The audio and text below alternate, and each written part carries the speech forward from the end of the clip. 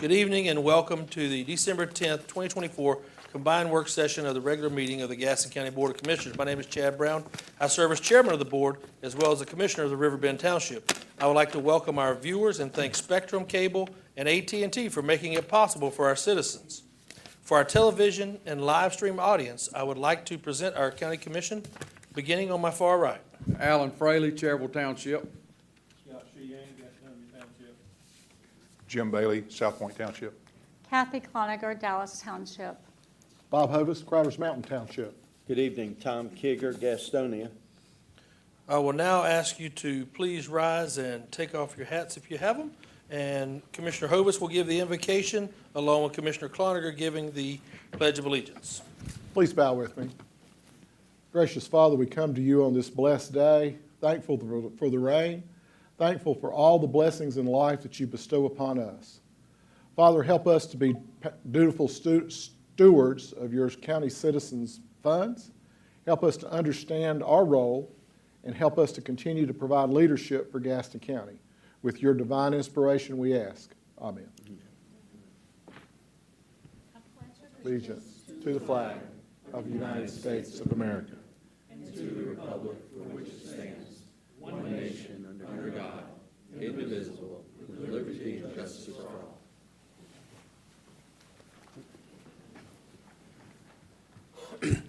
Before we get started, I'd like to take a chairman's privilege to have an introduction. I will now ask the Health and Human Service Director, Steve Eaton, to please step up to the podium, please. Good evening, Chairman Brown and Commissioners. It is my distinct privilege tonight to introduce you to your new Social Services Director, Ms. Shannon Myers. Ms. Myers comes to us from Mecklenburg County Social Services, where she served as Assistant Division Director overseeing adult social services and community social work programs. Ms. Myers has a Bachelor's of Science degree in both psychology and business. She has a Master's in Healthcare Administration and is currently completing her PhD in Organizational Leadership and Development from the University of Arizona. After an extensive and intensive search and multiple rounds of panel interviews, Ms. Myers clearly rose to the top based on her ability to do a couple of specific things. One, set and communicate a very clear vision for the future of social services. The second being developing and supporting staff. Her ability to help others face and deal with change, and then her unique ability to develop a network of community partners to tackle complex community issues. Ms. Myers will officially start on January 6th, and we are very excited to introduce her to you, the department, and the community. I'll now hand it over to Ms. Myers for a few words.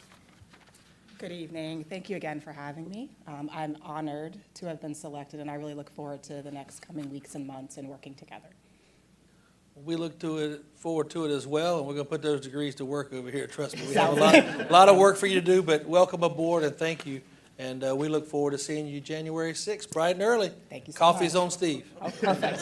Thank you so much. Thank you. I will now call the December work session. I will now call the December work session call to order. The first item on the agenda is proclamations, commendations, awards, and certificates. Commissioner Hovis will now present retirement commendations. Commissioner Hovis. Thank you, Mr. Chair. If I could have Sergeant come up and whomever may be with him, family, friends, chief, other officers from the PD that would like to join us, please come up. Good to see you, sir. Good to see you. Certainly. We're very fortunate in Gaston County to have had many officers stay with us for many years. Sergeant Knupp's just one of those few. Over the last 2 years, we've seen probably 130 to 140 years of service leave our ranks in the county PD. But at the same time, we have other ladies and gentlemen coming behind him to fill those spots. But I'd like to read this commendation to award the service sidearm and badge to retired Sergeant James E. Knupp. Whereas Sergeant James E. Knupp retired with the Gaston County Police on December the 1st, 2024, serving 28 years with Gaston County.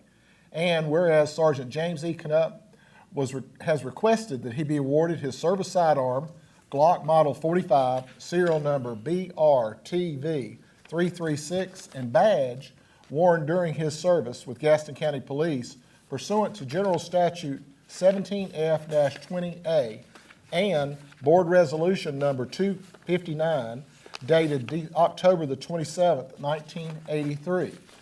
Now therefore be it resolved that the Gaston County Board of Commissioners that, 1, badge worn by Sergeant Knupp and his service sidearm Glock Model 45, serial number BRTV 336, be declared surplus equipment. 2, the badge worn by Sergeant Knupp be given to him in remembrance of his service with the Gaston County Police Department.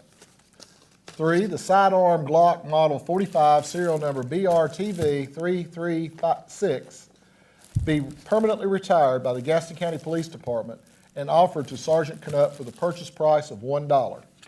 And 4, the Chief of the Gaston County Police is directed to award Sergeant Knupp with the sidearm and badge as specifically and worn by him during his service to Gaston County, in accordance with the North Carolina General Statutes and the policy of this board. Be it further resolved that the Gaston County Board of Commissioners expresses their sincere gratitude for the dedicated service of Sergeant Knupp, James E. Knupp, and wishes him the best in his retirement.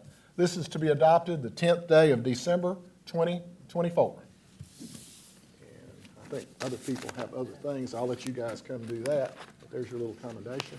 Thank you so much again, as we've said, and please have a word or so for the folks. And introduce your company as well. I have with me tonight my wife Leslie and my daughter Jolie Knupp. You know, in 1996, I was starting BLET in Asheville, North Carolina, and I had no idea what the Gaston County Police was.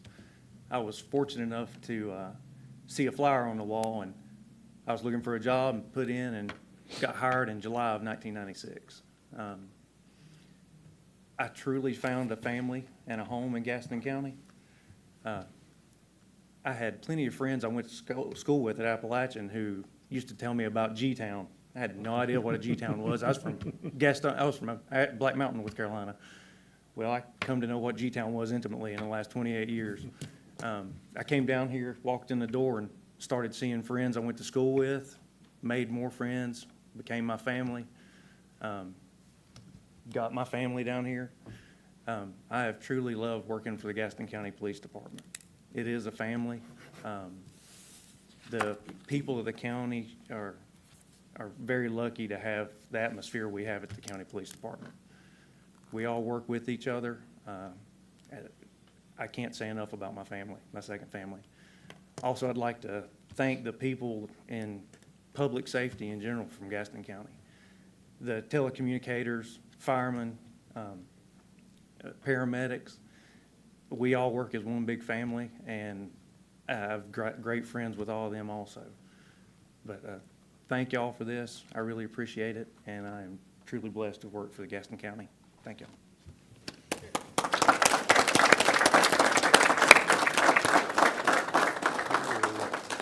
Eric, while you're there, we're going to get a picture up here as well, but wanted to say thank you to your wife and daughter for their commitment to Gaston County as well. That's a hard undertaking, so thank you as well, and thank you for your service. You've been a great officer, and look forward to seeing what we can do behind the scenes with you still, and a lot of good people that we dedicate your service to, so thank you. Thank you, sir.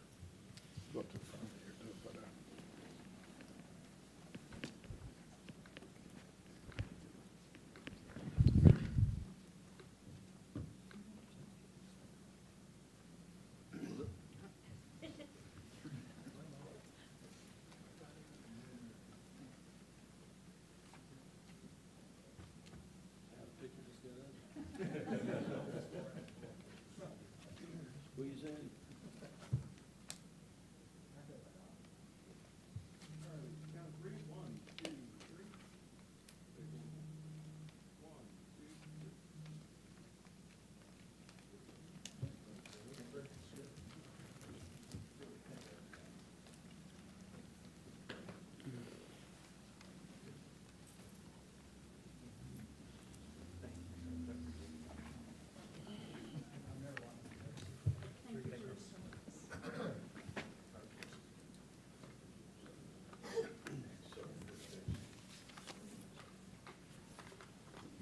Don't leave me out. No, absolutely not. Thank you, sir. Okay.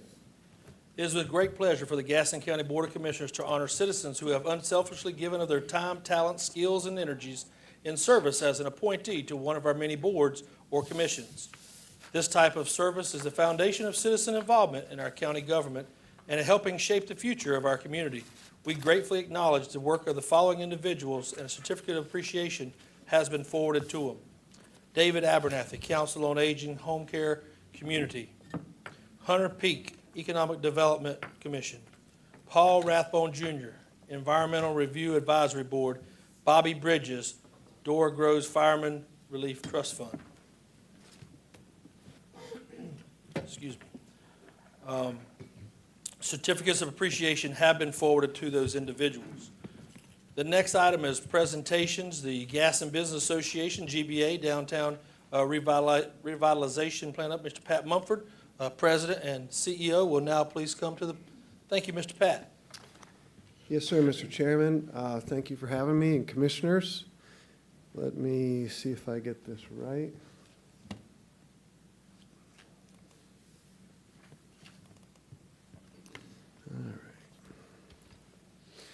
All right, well, good evening. I'm here to briefly go through a very extensive study that's taken place over the last year. This is in collaboration with the GBA, staff from the county, and the city of Gastonia.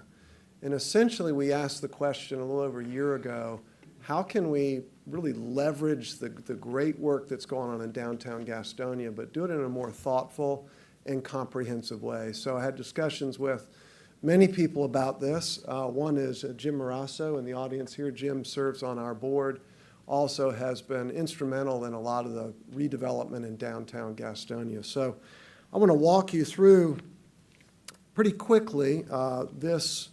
It's about 20 slides. The full presentation is 50 slides, so I've saved you a little bit of time. But what I first did is I reconnected with Terry Shook. Some of you may know that name, but Terry is a Gastonian native. He has been an architect and developer for the past almost 50 years. He's based in Charlotte now. He, along with another individual, were really the leaders in redevelopment of South End in Charlotte, well before there were any high-rises, well before there was light rail. He's done this work across the country, and I asked him if he'd be interested in helping us to develop an actionable plan for downtown Gastonia. And of course, he jumped on it. We walked downtown. He knew every single building downtown. He knew every single business that used to be there 30, 40 years ago.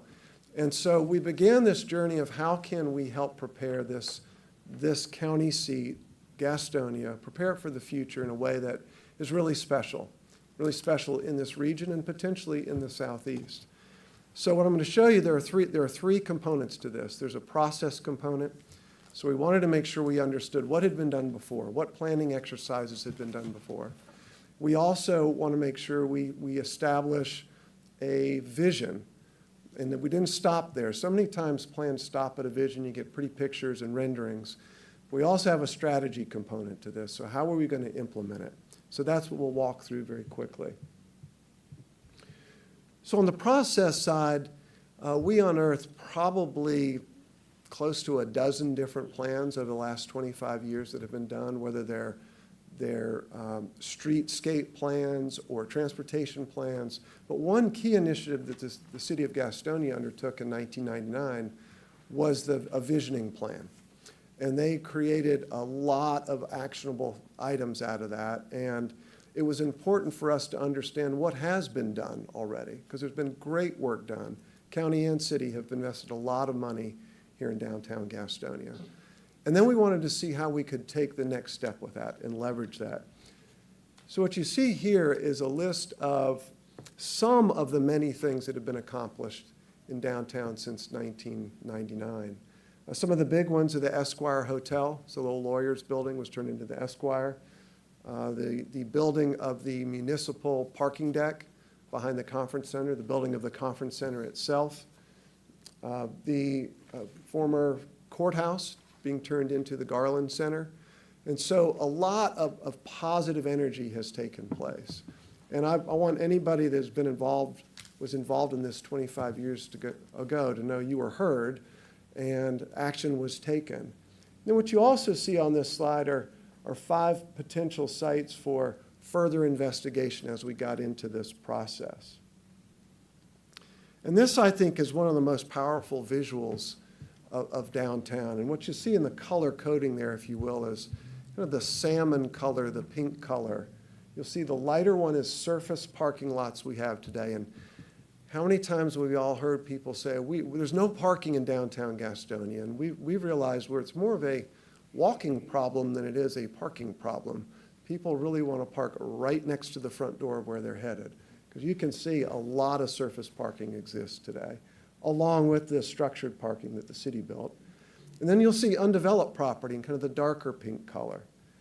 And then the most important thing to see is the green. So the dark green is county-owned property where county police, Board of Elections is located. The lighter green are city-owned properties. And the reason we highlighted that is because the way to create development opportunity is to assemble land. It's difficult to assemble land when you have multiple private owners. And so if we really want to develop properties in a way that brings assets to the community that will leverage in the future development, we thought we should focus on public properties. And then we realized we need some organizing principles. So how do you go about this? What's important? And think about this document really as something we can give to the development community to entice them to come invest in downtown Gastonia. It will help you all make decisions on disposition of land or whatever else comes forward for requests from the public. We'll have a framework for what we see as the most vital type of development we want downtown to further its transformation.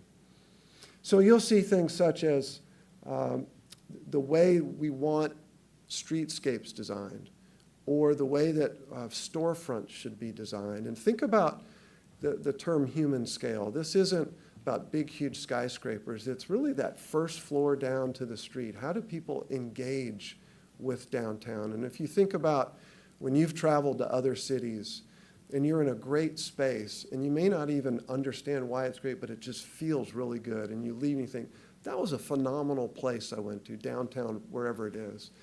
That was intentional by a lot of different people to put the right things in the right place for the human scale. And so you'll see a lot of that in this. Also, it's critical that we understand how to integrate attainable housing for different people throughout the community, or whether they're retirees, they're healthcare workers, public safety workers. Housing is so incredibly expensive today. It's going to take an awful lot of thought, both public and private, to come together to address that. And then green space is critically important. You go to any urban environment across the world and you'll find well-designed, well-maintained, and well-operated green spaces. I'm not talking about a vacant lot and you throw grass seed. That just entices a lot of problems. But if you can have a really, really well-done park, it begins to bring a draw for people, and it's a critical component to an urban center. And then how do we connect to neighborhoods? And we'll talk a little bit about this in a future slide, but we've got Highland that is separated by the ditch or the rail line, and we have Yorkchester, which is a phenomenal historic neighborhood, but you've got to cross 74. Those are challenges. And so those are the markets that will support the commercial and the retail in downtown Gastonia. So how do we address that? How do we do that thoughtfully? That's a challenge. So we met with some regional developers and some national developers, and actually one out of Canada, to talk about this opportunity in Gastonia. And maybe it was shocking, maybe it wasn't, but some people that grew up just in Charlotte or in the real estate world said, I didn't even know Main Avenue existed. Clearly I knew 74 existed, but I just didn't know that. And so once we began to show people what was here, we asked them, what are the strengths you see, or the weaknesses, the opportunities, and the threats? And you'll see listed several of those on the slide. What struck me was the fact that they really do see the almost unique nature of downtown, of the Main Avenue corridor and South Street with the buildings, the historic nature. So much is still intact, which is great for this community.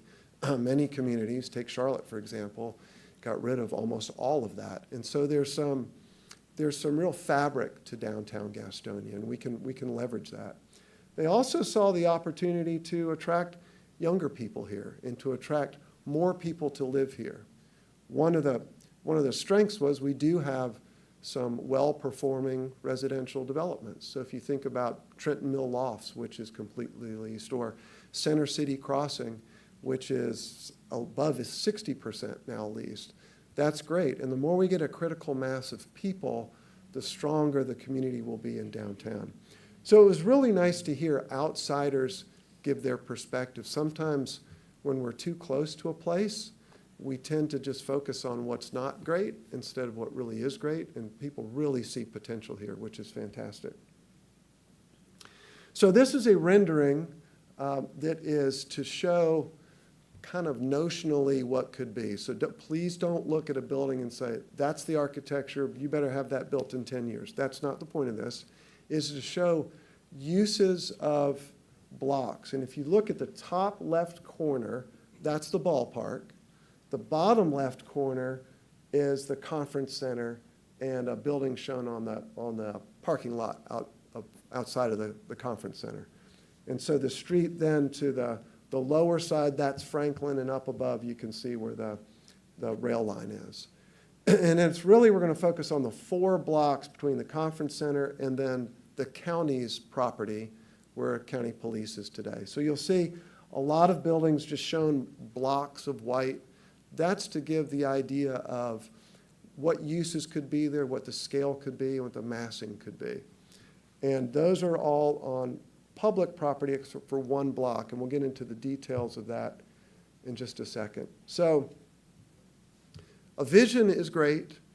A strategy to get there is more important, but for what purpose? What are we trying to do with this? And so that's what this slide shows, that there's benefit to the public with public spaces, infrastructure, parking potentially. There's an opportunity to support these adjacent neighborhoods, and we can address some attainable housing needs that we have in this community, and do that in a way that leverages public and private partnerships to get that done.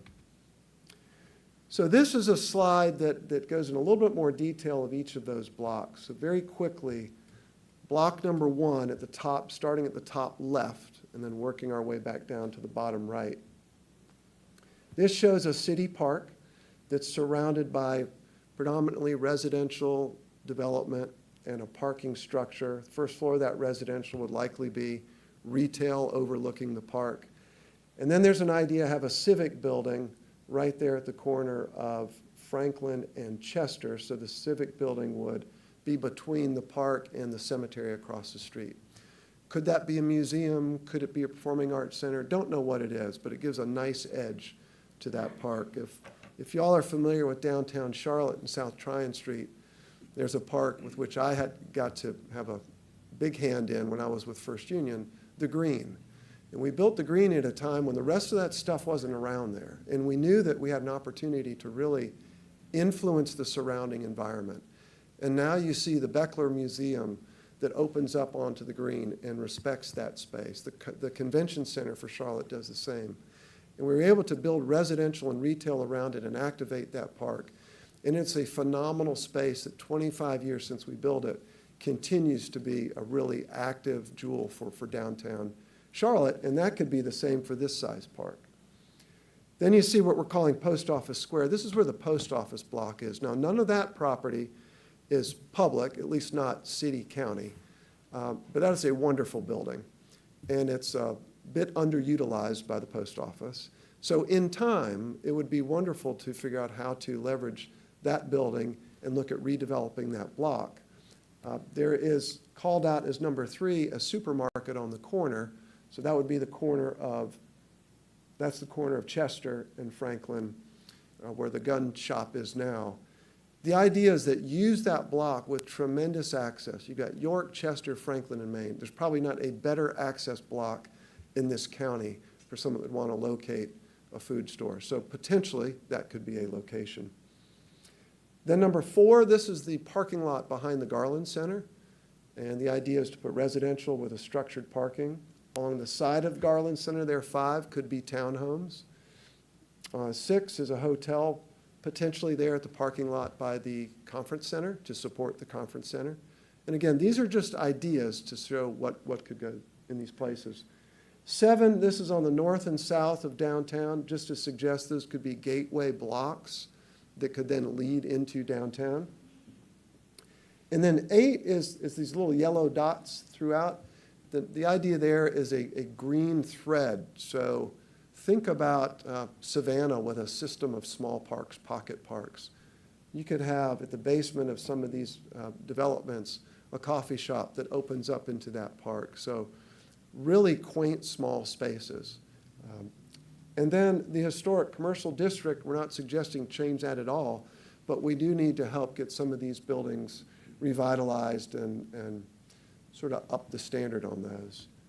And then I mentioned the 2 neighborhoods with York, Chester, and Highland. It's critically important that we connect.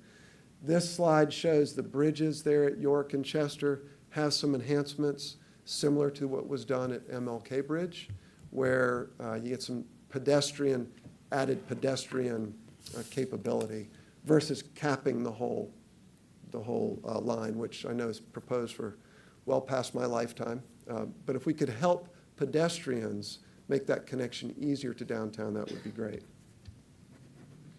So the organizing principles we landed on to focus, this would be instruction to the development community. Let's make sure we leverage the past. So embrace the current structures we have, new developments like Center City Crossing. Let's make sure that the architecture is in line with the architecture we'd want to fit in with the historic nature. We talked about green spaces in downtown. In fact, that park is a part of the green in downtown Charlotte. Restoring the public realm. Public realm is the streetscape. And if you see between the black and white photo of downtown Gastonia in the 20s and this storefront on the bottom left, kind of bring it back to what it was, right? Bring back the opportunity to window shop, to engage people on the sidewalk into the shops, and vice versa. Maybe have some pop-outs for the coffee shop or the restaurant to engage outside. And then connecting to the neighborhoods, that's clearly a picture of Charlotte, but how do you connect the urban center to the neighborhoods, historic neighborhoods? That's going to be a trick here, but it's really important. And then the attainable housing is a big issue. So the second rendering we had done, this is a vantage point as if you're standing at the new, well, actually probably standing in the middle of the road, which I wouldn't advise, because this is Chester and Maine, looking south toward Franklin. So you see the little arch in that building that's just there as a placeholder. You can see the cemetery through the back side of that. But what that allows for, if something were built in that manner, the green space could then extend under an area where you could have patio seating, or you could set up a band. And if you just look at activity, look at all the people that would probably be attracted to this green space. It could be for programmed events. It could be for just parents and their children throwing a Frisbee out in the park. But you probably would have restaurants, gift shops, coffee shops on that retail component on the first level to really activate it. And that begins to then connect the ball field to the center of town, to the other edge of town at Broad. Could be a phenomenal place. And then that building, again, could be some sort of civic use. I would suggest we get a great architect to do a signature building there in downtown Gastonia. Would be a phenomenal opportunity for us. So that's all well and good. How do we get it done? So we talked about strategy, and I'm fond of a saying that says, vision without strategy is delusion. And I agree with that. You could paint all the pretty pictures you want, but if you don't have a way to make that happen, it's for naught. And so the strategy here is to unlock these public parcels, city and county, leverage them through public-private partnerships to drive outcomes that we collectively want to see, whether that's good public space, whether that's quality development, which we would want, because when you own the land and you're talking to a developer and you're disposing of it, you can negotiate that. And that's a great plus versus somebody that just has land and builds whatever they want.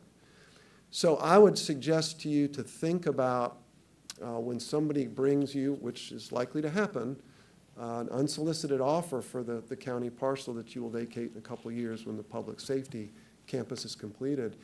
Think about it not just as a fee simple purchase or sell of the land, which you could do and get some number of money for the land. Think about how maybe putting that value into a bigger project that ultimately drives more development, that brings more to the bottom line to the city and county from a tax-based standpoint. We have seen this occur city after city in this country if it's done right and it's intentional. So there's no ask of you all today. I just wanted to update you. Donnie Hicks and his team and Ray Maxwell and the managers have been great throughout this process, and really just wanted to make sure you're aware of what we were doing. The last slide is that here's what we see as some outcomes. We can elevate the public realm. We can elevate sort of the feel in the sense of this it factor in downtown Gastonia. We can have the private sector supply different housing types for us. We can have infrastructure, meaning parkland or structured parking for future development, and accommodate that in a way that we can really maximize the use of those. And then beacons are examples of development. You do some quality development, the next person that comes in is going to feel compelled to match that, because the market will force that. So it's a real opportunity to set the stage for a future bright downtown Gastonia. I'd be happy to answer any questions. Any questions from the board at this time? I have a few. Tom, go ahead. All right, thanks, Patrick. Appreciate it, and I want to thank Moroso for coming out with you, and also thank him also for the leadership he's done in the redevelopment downtown. We were having a conversation recently, and something that stood out to me was the availability of the empty buildings. Are owners willing to sell? That's, if they're not willing to sell, we can't develop. Well, I think I'd rephrase the question, are they willing to sell at a reasonable price? So Exactly. I think we're challenged. It's the market. It's the free market. So somebody buys a building and they get a great deal and they're waiting for the market increase and they'll sell it for a higher price. So what we want to be able to do is talk to folks and say, all right, what are you really looking for? Because this wave is coming in downtown Gastonia, and you can be a part of that. Help us with that. But ultimately, if an owner doesn't want to sell for what I would consider a reasonable price, they'll sit there and hold. And that's unfortunate. And you see that in almost every city. Look at the Thirsty Beaver on Central Avenue in Charlotte, right? The one little property. But we hope that we can have collaboration with the owners to see what can be done. So take a look at Alchemy, co-working right across from your office building. That was a great reuse of the Smith Drug Building. High quality, and they filled it out in a matter of weeks. So it meets the market standard. It certainly meets every principle that we talked about here was met by the Alchemy co-working building. So we hope more people will follow suit with that. All right, Mr. Brown. Yeah, I just wanted to mention, I think it was 2011, I had brought something, I was involved in a study that my company was doing for downtown Gastonia. Obviously, aesthetics is key to any, it's paramount to what you do. I think if we maybe, with you guys, kind of leadership in that with the county, trying to find a architectural code for what happens with that, and that way we give it to the county, we give it to what's going on in the city, and we work together to create kind of a district for architectural field. Now I'm talking about coatings, obviously, picking out, a Cary model. Obviously, you go to Cary, it's all brick when you see something that's built or done. But now, if you think about aesthetic, you could do it through color. Obviously, the Alchemy building has brought a lot of flavor. When you go on top of the Esquire, you look anywhere, you see 18 million different colors that doesn't really suit the eye to what's going on. I think a lot of people are really drawn to what's going to happen aesthetically. I think that's something we should work on to try to say we work together with the Morosos and what they're doing in conjunction, because once we get the outside looking where people want to come, the inside is going to be very attainable because nobody's going to come. Once the city got rid of the red light district, I call it, used to be that orange hue with all the trees. Now you can see it's opened up. And those are some of the things that we suggested back from the interior designer that came and looked. It's a 3-color palette. You try to figure out what we're doing. We can work with our people to try to see. But if you guys would put that together and try to find out a way we can create a district of incentives to say, hey, either the owner who's there now, that we say, hey, we'll incentivize you some way through a tax district of changing or fixing or doing something to coexist with Gastonia to help that, because we do need that. We can start doing it with each individual community that our developments are basically, you think about it, architecture, they're, in a different era compared to what happened, because it does cost money. But I think if we work together to find these type of districts, it might be something we could all work together and find some partisanship on. Great thought, thank you. Any other questions? Thank you so much for All right, coming. you're welcome, thank you for Thank you, your Mr. time. Russo. The next item is presentation for the FY 23-24 Gaston County audit, the most favorite part of the evening. We do have Ms. Kelly Gooderman coming tonight from Martin Starnes and Associates. So she always gives us something great to have. So hopefully we have a good time here with you, young lady. I hope so. Let me try to navigate this.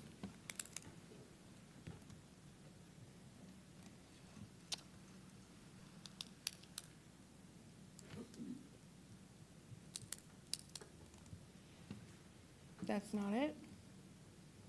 Got one behind you if you need some help. There we go. Thank you.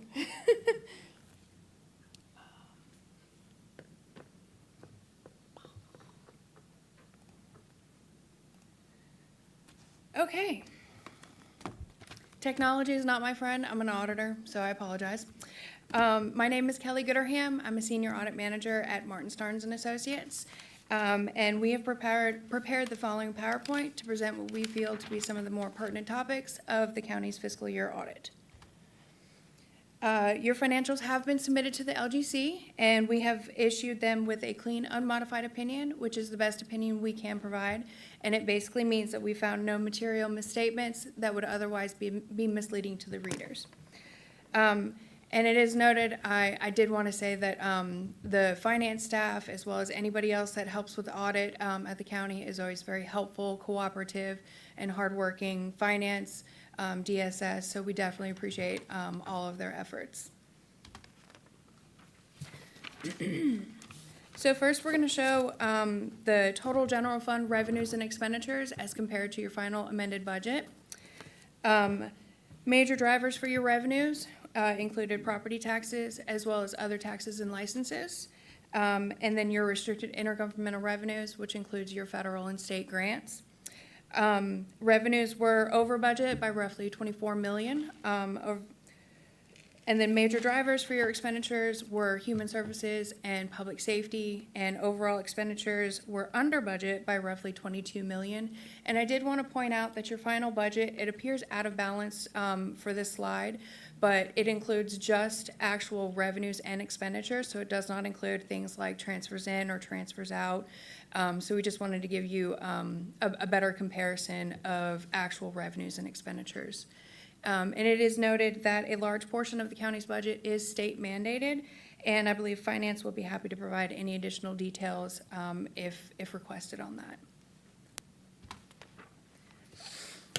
Next is your available fund balance as defined by the LGC. So first we start with your total fund balance within the general fund of $136 million, less your non-spendables, which includes your inventories and your prepaids of $395,000. Less your stabilization by state statute of $20.2 million to arrive at your available fund balance of $115.4 million, which was an overall increase over the prior year of $10.7 million. So here we show Gaston's available fund balance as a percentage of total expenditures, comparing to the state average for similar population groups. Gaston County's available fund balance as a percentage of current year expenditures ended at 37.31%, which was an overall increase of 1.55% over the prior year. So as you can see, the county is still lagging a bit behind their peers, even with the steady increase over the past few years. So a stable revenue source will be critical for future financial health. This slide is more informational. This depicts the 5 fund balance classifications as defined by GASB. First, we have your non-spendable, which means not in cash form. So again, your inventories and your prepaids. Then your restricted, which is an external restriction, such as those imposed by laws or grantors. Then committed, which is an internal constraint set at the board level and only expires through board approval.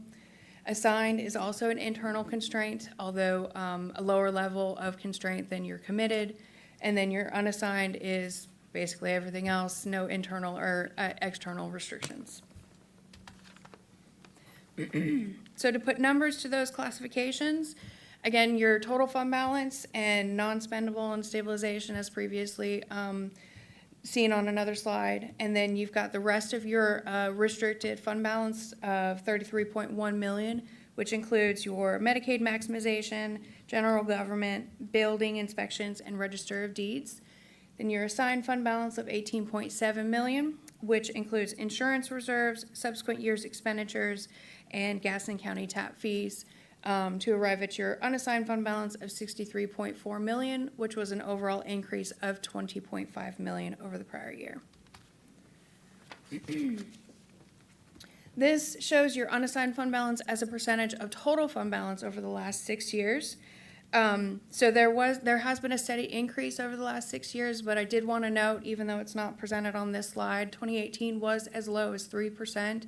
So there has been steady improvement, and the county is continuing to improve in this area. Now we'll go over your top 3 general fund revenues and expenditures. So first we have the largest portion, which is your ad valorem property tax revenues, comprises 59%. Your other taxes and licenses of 14%, and then your restricted intergovernmental revenues of 14%, with a combined total of 87% of total general fund revenues of roughly $302 million. And then we'll go over some details on each of those. So property taxes, again, 59% of total general fund revenues, ended at a little less than $206 million over the, a little less than $206 million, and actually exceeded your budget by $18 million. other taxes and licenses, again, was 14% of total revenues, ended at 48.5 million, and was under budget by roughly 99,000 over the prior, or was under budget by roughly 99,000. And then your restricted intergovernmental revenues, again, 14%. This includes your federal and state grants. Ended at 47.8 million and was under budget by roughly 9 million. So now for your top three expenditures, we have public safety at 32%, human services at 27%, and then your education at 19%, for a total of 78% of total general fund expenditures, or 242 million. Public safety ended at 99.4 million and was under budget by roughly 565,000. Human services ended at 83.5 million and was also under budget by roughly 18 million. And then your education ended at 59.6 million and was also under budget by roughly 9,000. So now some end results for your solid waste enterprise fund. Operating revenues ended at 14.5 million, which was an overall increase of roughly 750,000 or 5%. And then your operating income increased around 2.9 million over the prior year, which was quite a bit of a difference, so I felt like a little bit of an explanation. This was primarily due to a decrease, significant decrease in your overall expenditures, as well as the noted increase in your operating revenues over the prior year. Lastly, your general performance indicators, as noted on the LGC's data input sheet, which is certified by finance and submitted with your audit report each year. We noted a stable property tax valuation and collection percentage, as well as a consistent available fund balance percentage. We did not note any financial performance indicators of concern or findings regarding the financial statements this year. Are there any questions? Any questions from the board at this time? Commissioner Hovis. Thank you, Mr. Chair. Just a note, if you can throw back to slide 16. The comment about, I think you said this, and maybe I heard you wrong, but everything else had been in the millions. But we were under budget by $9,000, not $9 million. I think 9,000, yes, 9,000. I'm not trying to correct you, but I want the public, if they're listening to that, it's $9,000. Considering the debt service and the complexity of what we do for public education, that is a really good number. Yes, sir. It's not 9 million. I just want No, everybody to 9,000. understand that. Thank you. Any other questions? Tom? Just, and I can probably play with this and find it, but what was the unassigned fund balance amount in dollars? 63.4 million, if I do recall. Not 49 then, okay. Yeah, 42. 63.4 million. That's From previous year's 43? 49. Okay. Thank you. I have one question. There were back, I think it was slide 3 or 4, there was a lag that you talked about from our peers, right there? The growth. What is the general driver of what our lag is? Do you have anything that indicates that from what you've seen? In comparison to your peers, it was that one. I mean, there's a lot of factors that go into this. Available fund balance is, and this is defined by the LGC, and this slide comes from the LGC's statistical information that they gather for all entities across the state. Available fund balance, it takes things into account, non-spendable, your restricted, stabilization by state statute, which is a calculation that is really hard to estimate because it's all based on final numbers, your ending cash, your AR, your deferred. As far as the lag, I'm not sure I could definitively answer that question for you, but I could get back to you on that. This seems like it's always consistent with the same percentage-wise. It's like it never changes. I know our bond rating was changed, and we thought that would help us to create some alleviation to, but it seems like that's running at a 10% volume the whole time. That's why I was asking that question. But if you see in those indicators, please, let us know what we think we can do to, try to help. Well, and those. total expenditures also comes into play with this as well. So, and this is just comparing to similar population groups, and you all do have a lot of development going on right now. So, that comes into play as well. Total fund balance obviously comes into play. So, yeah. Well, thank you. Any other questions? Seeing none, thank you for your time, and that was a great experience for us tonight. Thank you so much. The next item is presentations is adult daycare update. Ms. Karen Creech, Director of Adult Daycare, will now please come to the podium and give her presentation.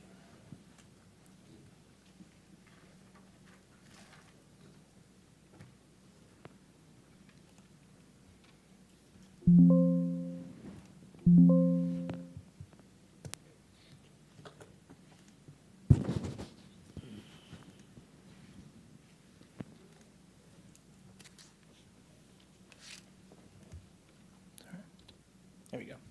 Thank you. Good evening, everyone. First, I want to thank Commissioner Cloninger for inviting me to present to you, and I also want to thank you all for approving it. I've come in front of you in the past to accept proclamations during National Adult Daycare Week, but I think when we were taking the tour with Steve Eaton and Commissioner Cloninger, we recognized that there's probably some details about our program that you don't quite know about. So I do thank you for allowing me the opportunity to present this evening. Again, I'm Karen Creech, and I'm the program supervisor for the Center Daycare Services for Adults and Daylight, which is a group respite program. So let me see here. There it goes. Okay, so we provide services to individuals who are medically fragile and those with Alzheimer's and dementia. So they receive socialization and supervision during the day. So a lot of people don't even know that this is an option. Everybody knows about regular daycare for children, but they don't recognize that there are day programs, they're out for adults. So a lot of times individuals think about loved ones, and I've heard people say, well, I don't want to do that to mom. I don't want to put them in an adult day program. I don't want to do that to dad. We're actually doing something for them. There's a lot of benefits to adult day programs, and when it's done correctly, of course, a lot of the recipients, you'll see improvements in their behavior, you'll see improvements in relationships that they have for those caregivers. So one thing that happens is we try to maintain their level of independence while they're in the program. We allow them to be as independent as they can possibly be. And then also it provides social engagement to others. A lot of times people retire, and when they become ill, they suffer from isolation. I've heard some individuals say, I'm the last one left. All my friends have died. When they come to adult day programs, they actually have that socialization. And I remember a situation where I had just started working in the adult day program, and there was a 91-year-old and a 99-year-old that used to sit outside my office during times when there weren't activities, and they would talk about different things, complain about the program sometimes, things that you gossip about other people. And one day, the program is set up so that you can attend Monday through Friday, or you can choose certain days of the week that you attend. And the 99-year-old came 5 days, and the 91-year-old came 3 days. And the day after that Tuesday when they came in, the 99 looked at the 91-year-old and said, "It sure is lonesome when you're not here." And so I said, how nice it must be to be missed at the age of 91 and valued. So that social interaction continues in an adult day program. And then, of course, it keeps physical capabilities going. We have chair aerobics in the program to keep them active. And also, they're getting that socialization they need because a lot of people aren't safe at home. And it just enhances their overall quality of life. One thing for the participants, a lot of them have improved mental health. We know seniors suffer from depression. They have improved nutrition. I know we just finished off Thanksgiving and we're going into Christmas. And you know, when you're around family and other people, you eat more. So you will eat more when you're socializing and interacting. So they have a improved nutrition. And a lot of caregivers will say, I can't get mom to do anything. Well, there's strength in numbers. So when you're around other people and they're doing what, they're engaged in activities, you simply say, well, I'm going to do what everybody else is doing. So you actually get that engagement that you wouldn't necessarily get at home. And the other thing is the benefits for the caregiver. You know, individuals are able to age in place for longer, and that's one of the programs is we realized in 2011 the first baby boomer turned 65, and we know that there are not enough long-term care facilities to place people in. So caregivers are a priceless commodity, and we recognize that. So, and a lot of seniors want to age in place. This allows them to do it because they're able to come to our program during the day. Their loved ones get breaks that they need. They're able to maintain employment by coming to our programs, and so they're able to stay home for a longer period of time. It also reduces the guilt and worry that a caregiver might have. I remember I had an individual that came into the program, and she said, you know, she said, I worry about mom being at home by herself. I'm worried that she's going to let somebody in that she doesn't know. I'm worried that she's going to leave the stove on. I'm worried that she's going to wander off. And she said, I'm not a very good employee because I'm worried about mom all day. So this takes away that guilt and fear about something happening to them. And also it keeps Gaston County people employed. So it's a win-win. They get the breaks they need. They're able to maintain employment also. And also it gives that relief. A lot of times caregivers often become ill or pass away before the ones that they're caring for. This program gives them their break they need. I actually had a caregiver say that the adult day program saved her life because she thought she was going to die from just being overwhelmed from caregiving. And they too have an enhanced quality of life. And again, as I was speaking, I did say we have two programs. One is the adult day care, that's the center, and then we have the daylight program. And this just goes over some of the differences. The adult day care serves individuals that are 18 and over, and the daylight program, you have to be at least 55 to attend the program. The center is Monday through Friday, 7:30 to 5:30, allowing caregivers to maintain employment. And then the other program is a caregiver's day out. So that just gives caregivers a break from 9 to 3 on Tuesdays and Fridays. We use Access Transportation Services to transport individuals to the center, and caregivers transport to our daylight program. We're not a drop-in center, so it's a 1 staff to 8 participant ratio. We have to know who's coming to make sure that we're in compliance with those ratio standards. And then the daily cost is $50 per day for the adult daycare program. So if you've ever been a caregiver and had to pay for in-home aid services, that'll get you about 2 hours of in-home aid services in comparison to 10 hours at the adult day program. And then it's $35 for the daylight program. There is grant funding available. There's state adult daycare funds and home and community care block grant funding. And I think Commissioner Cloninger, you said, I didn't know that money was available. So we know that if we use that grant money to pay those daily rates, then we can keep caregivers employed. So it's a benefit to utilizing those funds. And then again, we have home and community care block grant funding that can also pay for that daily rate. It helps with nutrition because they get lunch and they get 2 snacks at the center and lunch and coffee at the daylight program. They have activities. Our focus is to stimulate them cognitively, physically, and socially. So we're engaging the brain, the body, and allowing for social interaction while they're there with us. And adaptable to other locations, the center, there is a certification process that we have to go through for that program. But the daylight, the group respite program, actually could be held at churches and things of that nature. So it actually could be patterned after in other locations if there were churches or individuals or in the community that wanted to have a group respite program. Okay. And this is our center, the Adult Day Center. It is undergoing renovations, and I want to thank you all for approving that budget. We have some much-needed renovations going on. Right now, we're waiting for a fire inspection and then a final inspection from there. So we hope by the end of this year, first of next year, we'll have the keys back to the building. I'll just have to go through a certification process to get us moved back. So we are out of that building currently.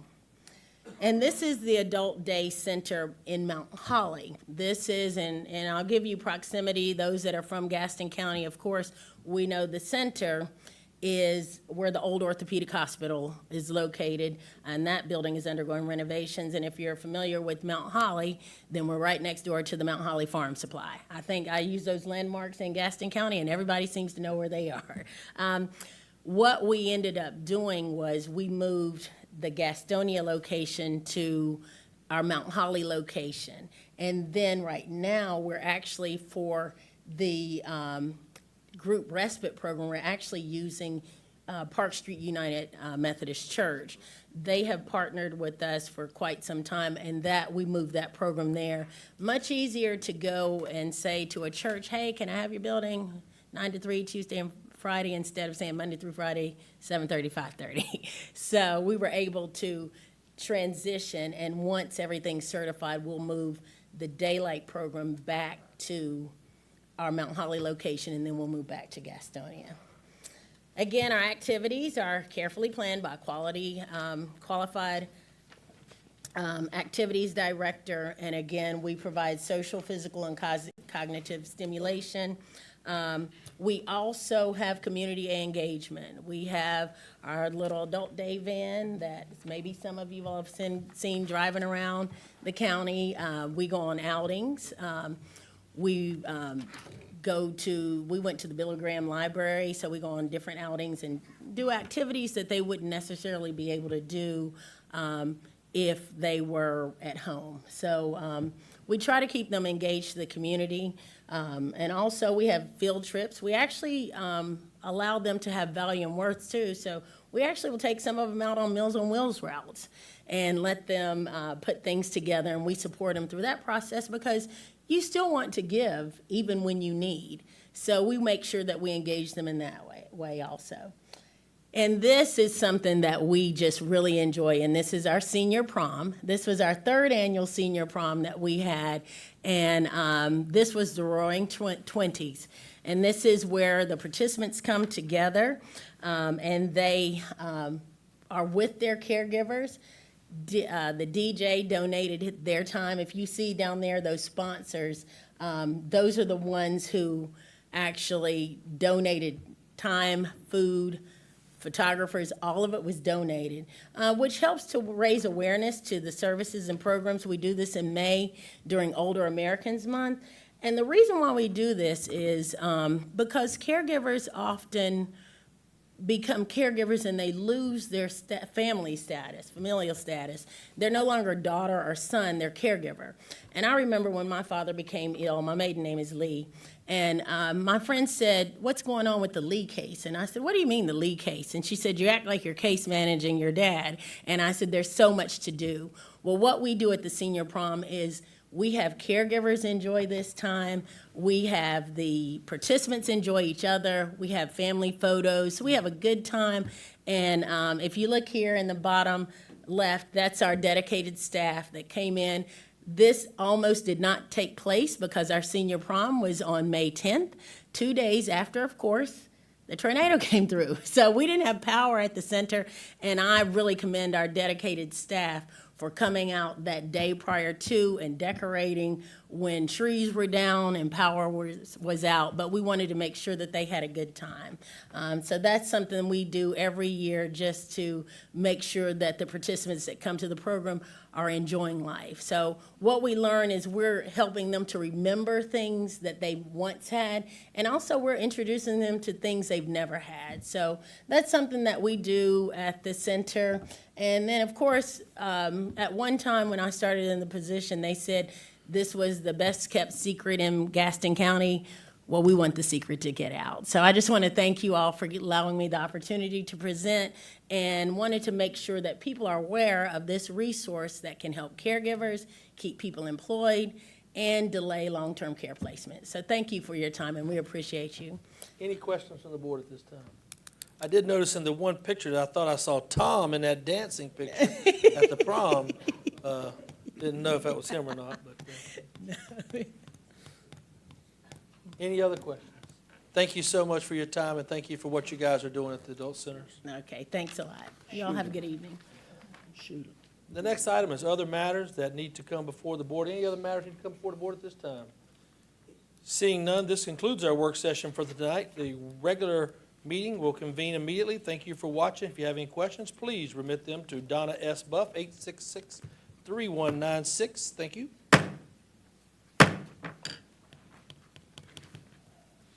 I will now call to order the December regular meeting as it is. The public hearing will be the first item on the agenda. The commission will take citizens' comments for 6 public hearings. Comments will be taken for the following issues: conditional district REZ-190, conditional district REZ-198, zoning map change REZ-194, Economic Development Commission incentive grant to conveyance of the land for Project Garland, incentive grant for Project Jasmine, and incentive grants for Project Panther 25.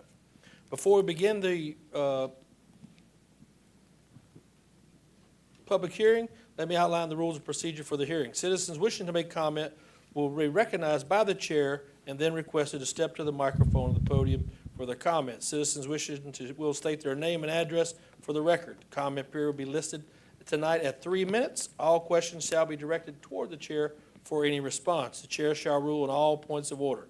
Do I have a motion to go into public hearing? So moved, Mr. Chair. Motion made by Commissioner Hovis, seconded by Commissioner Kieger. Any discussion? All in favor? It is unanimous, Madam Clerk. We are now in public hearing. The first item is the County Commission will take citizens' comments on public hearing zoning map change, conditional district REZ-190. Blake Johnson is the applicant. Ms. Peyton Wiggins, Planner 2, Building and Development Service, will provide a brief overview. Once she has completed her comments, citizens' comments will be taken. Ms. Wiggins. Mr. Chairman, before you start, I need to ask that the board excuse me from voting on this item pursuant to General Statute 160D-109A because the outcome of this matter being considered is reasonably likely to have a direct and readily identifiable financial impact on myself. Motion to excuse. Commissioner Fraley has asked to be excused, seconded by Commissioner Hovis. All those in favor? All those opposed? It is unanimous, Madam Clerk. The ayes have it. Commissioner Fraley is excused from voting on this item. Ms. Wiggins, you may proceed. Thank you, Mr. Chairman. REZ-24-08-23-00190 is a conditional rezoning request for PID 203165 or 2535 Tryon Courthouse Road in Bessemer City. The applicant is Blake Johnson and the property owner is Shady Grove Baptist Church, Cherryville. The request is to conditionally rezone from the R1 Single Family Limited Zoning District to the CD-C3 General Commercial Conditional District. The vicinity map shows that the subject parcel is between Bessemer City and Cherryville city limits. And the ortho photo shows that there are currently 2 structures on the property connected by a covered deck and then an open field in the rear and side yards. The neighboring properties consist of an existing mobile home park and open fields to the rear and across Tryon Courthouse Road. The zoning map shows that the surrounding properties are zoned R1 and R2 with I-3 across the road. This is the map shows who was notified about tonight's public hearing. Signs and notices were mailed out on November 26, all in accordance with general statutes. So far, staff has not received any calls or inquiries about this request. And this slide shows the property owner's information for those that received notices. The site plan highlights existing structures on site, the proposed dumpster storage business and vehicle parking areas, as well as the landscape buffers. Currently, the site has 2 structures connected by a covered deck, which is to serve as the business's office space. The site plan also shows the dumpster storage and vehicle parking area behind the office buildings.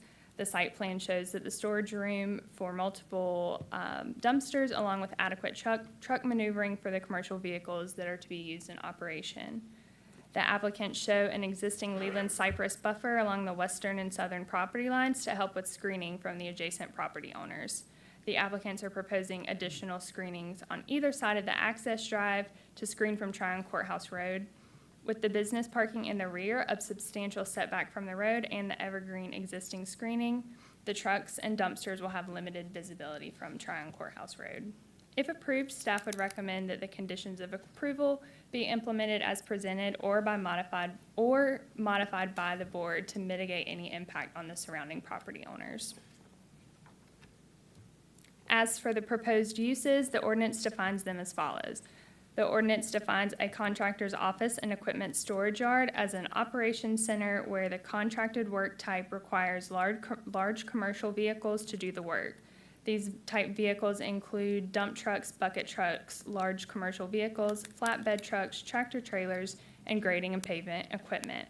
Vehicles, equipment, and materials to do the contracted work can be externally stored on site. The ordinance also defines the solid waste and septic contractor's office and operations center as a facility where trucks are dispatched from and parked, containers are stored, and truck and container maintenance is performed. As for parking, the number of parking spaces required for the site is calculated based on parking requirement 1.51, which states that 1 space per employee plus 1 per vehicle used in operation. The applicant has provided staff information that there are 8 employees and 8 vehicles used in this operation. Therefore, 16 spaces must be provided, and the applicant is providing a minimum of 19 spaces on site. The supplemental regulations for solid waste and septic tank contractors' office and operations center include a requirement that when the use is abutting a non-industrial district, a minimum 50-foot setback is required between all vehicles and equipment associated with the operation and the property line. The applicant tonight is proposing a 20-foot setback for all vehicles and equipment from the side and rear property lines to allow for more buildable areas on the site. And also, please note in your staff packet, this stated that it was section 8.3.13 of the UDO, and I just want to clarify that it is actually section 8.3.16 of the UDO. Section 9.14 of the ordinance requires special grading treatment where a non-residential use abuts a residential use or zone, and there's a difference within the property's elevations of 2 feet or greater when development is proposed within 20 feet of common property lines.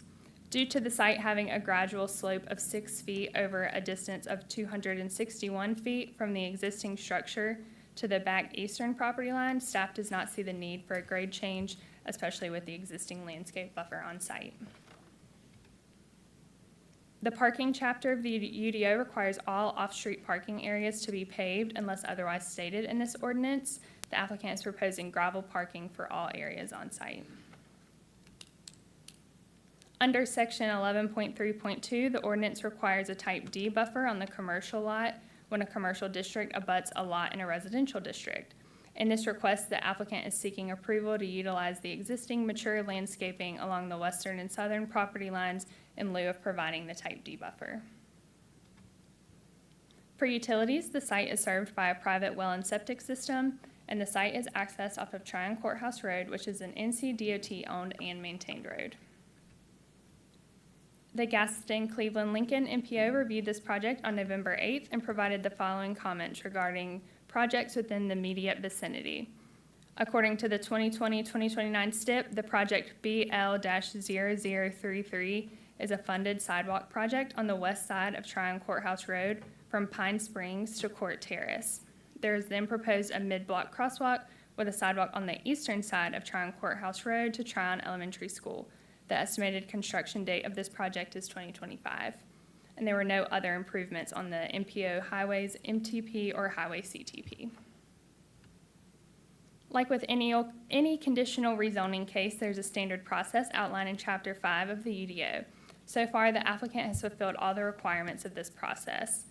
The applicant submitted the site plan and obtained approval by staff after multiple revisions. Staff sent this project to the Gaston County TRC on Wednesday, September 24th, and did not receive any comments other than a letter from the MPO. The applicant held the 2 required public information meetings on November 14th and November 15th on site. A full report has been included in your staff packet. However, one resident attended the meeting and he was an adjacent property owner. He shared concerns regarding potential well water contamination and various critters that trash or dumpsters could bring. The applicant confirmed no trash or debris would be stored on site, only the dumpsters themselves, and staff has incorporated that to be a condition of approval. Staff also confirmed with environmental health about the well water contamination issue and confirmed there were no concerns from that department. While considering this request, staff provided a list of recommended conditions of approval for your consideration this evening.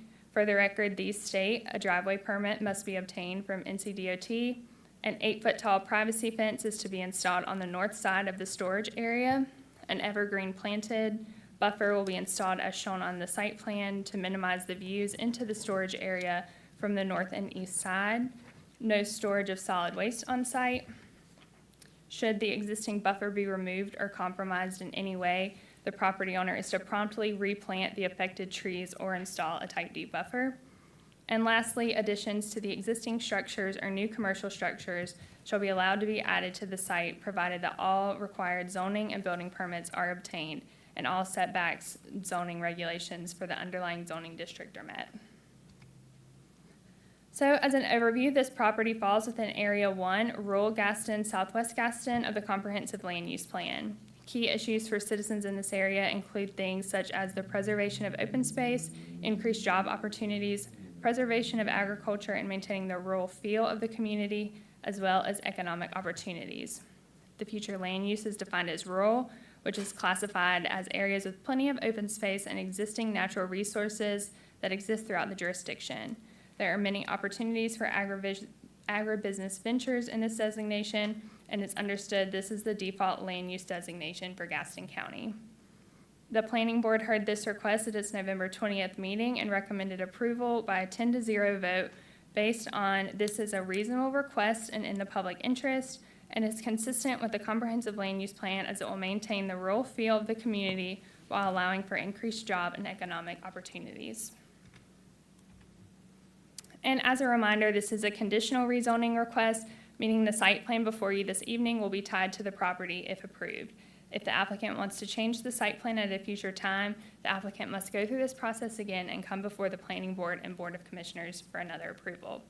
Mr. Chairman, this concludes my presentation, and I stand by for any questions. Thank you very much. Are there any questions from the applicant at this time? Seeing none, any from the citizens' comments that wish to speak?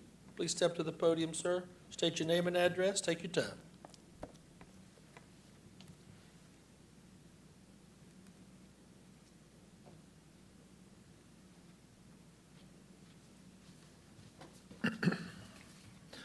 My name is Maurice Foster. I own 200 homes touching that property. My address is 5114 Pine Springs Drive, Bessemer City, North Carolina, and my business address is 204 Chinook Road, which are both connected to that property.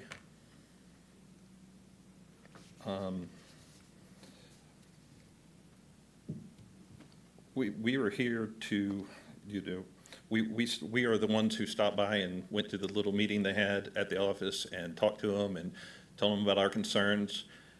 I used to have the largest trash company in Virginia, so we sold it, came down here, bought the mobile home park, and have been buying up property on Tryon Courthouse Road and on Eaker Road and the Pine Springs subdivision. Being in the trash company, I know what the trash cans bring.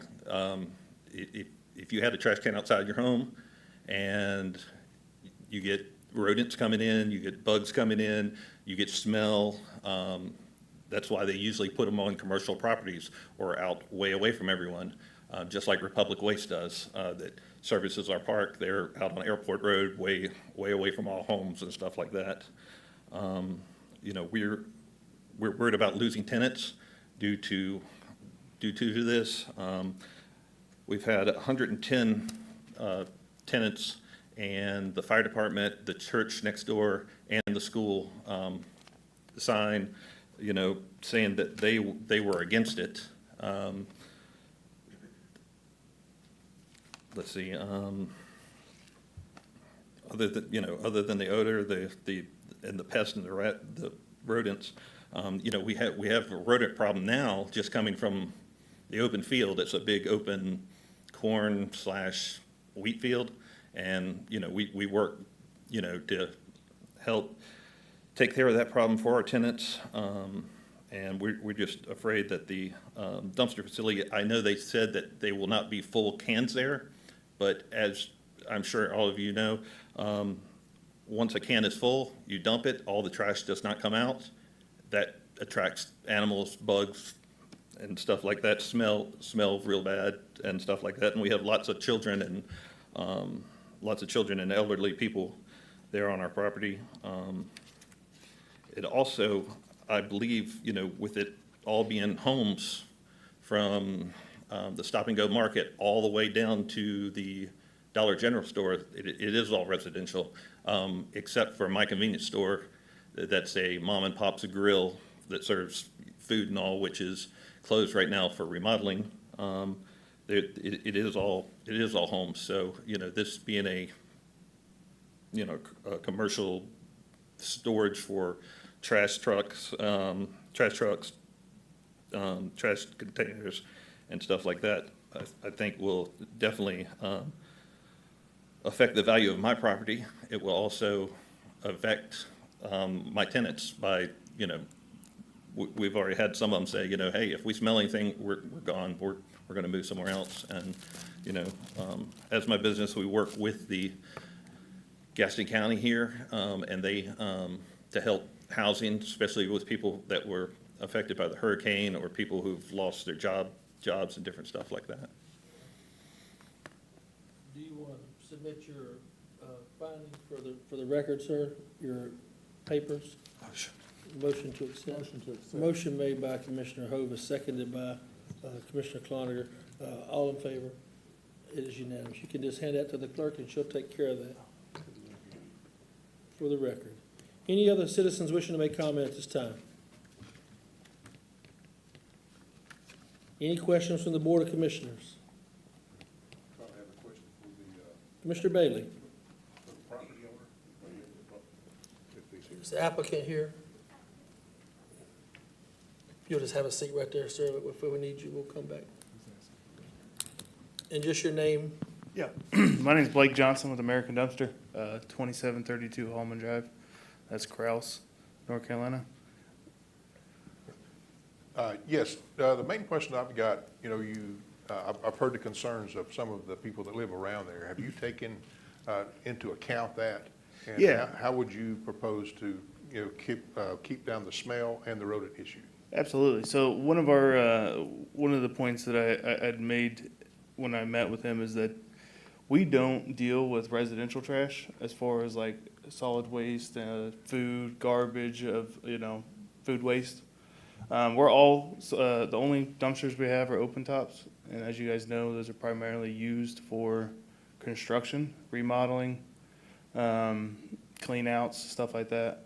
They're the kind of dumpsters that you see are usually front-end loaders behind restaurants, and that's where the rodents and stuff come from. That's not a line of business that is in our realm of reality or in our future. And I also like to mention, we do own multiple other locations, we call them staging yards, throughout Cleveland County, Lincoln County, and Gaston County. And we don't want to hold full dumpsters at our yard anyways, and nor is that legal, or are we allowed to. So there's never an intention to ever bring waste back to the yard. Currently, the business is ran out of my house. I have 5 children that we homeschool. They're there 24/7. We have no rodents, no pests, no other concerns at my own residence. Any other questions from the board at this time?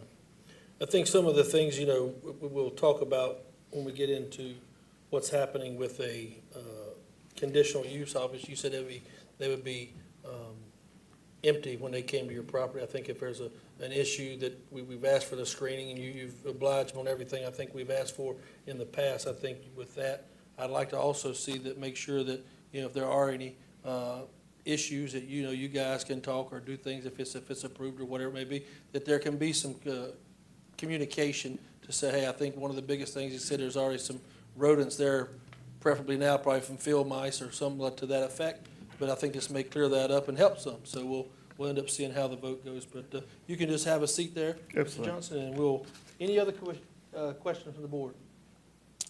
If there are no additional comments, I will declare the hearing closed. I will propose that the Planning Board unanimously recommended approval of this condition. There were one comment given by the young man at the meeting, and also no comments came in available during the period. It was a comment period. So with that, I will now ask for a motion to approve. Motion made by, you have a question? I'd like to make the motion to approve with the conditions that staff and the MPO Yeah, that's all right. requested. Yeah, okay, so motion made by Commissioner Kieger to approve the way staff has approved with the conditional use in place, seconded by Commissioner Hovis. Any other, is there any discussion?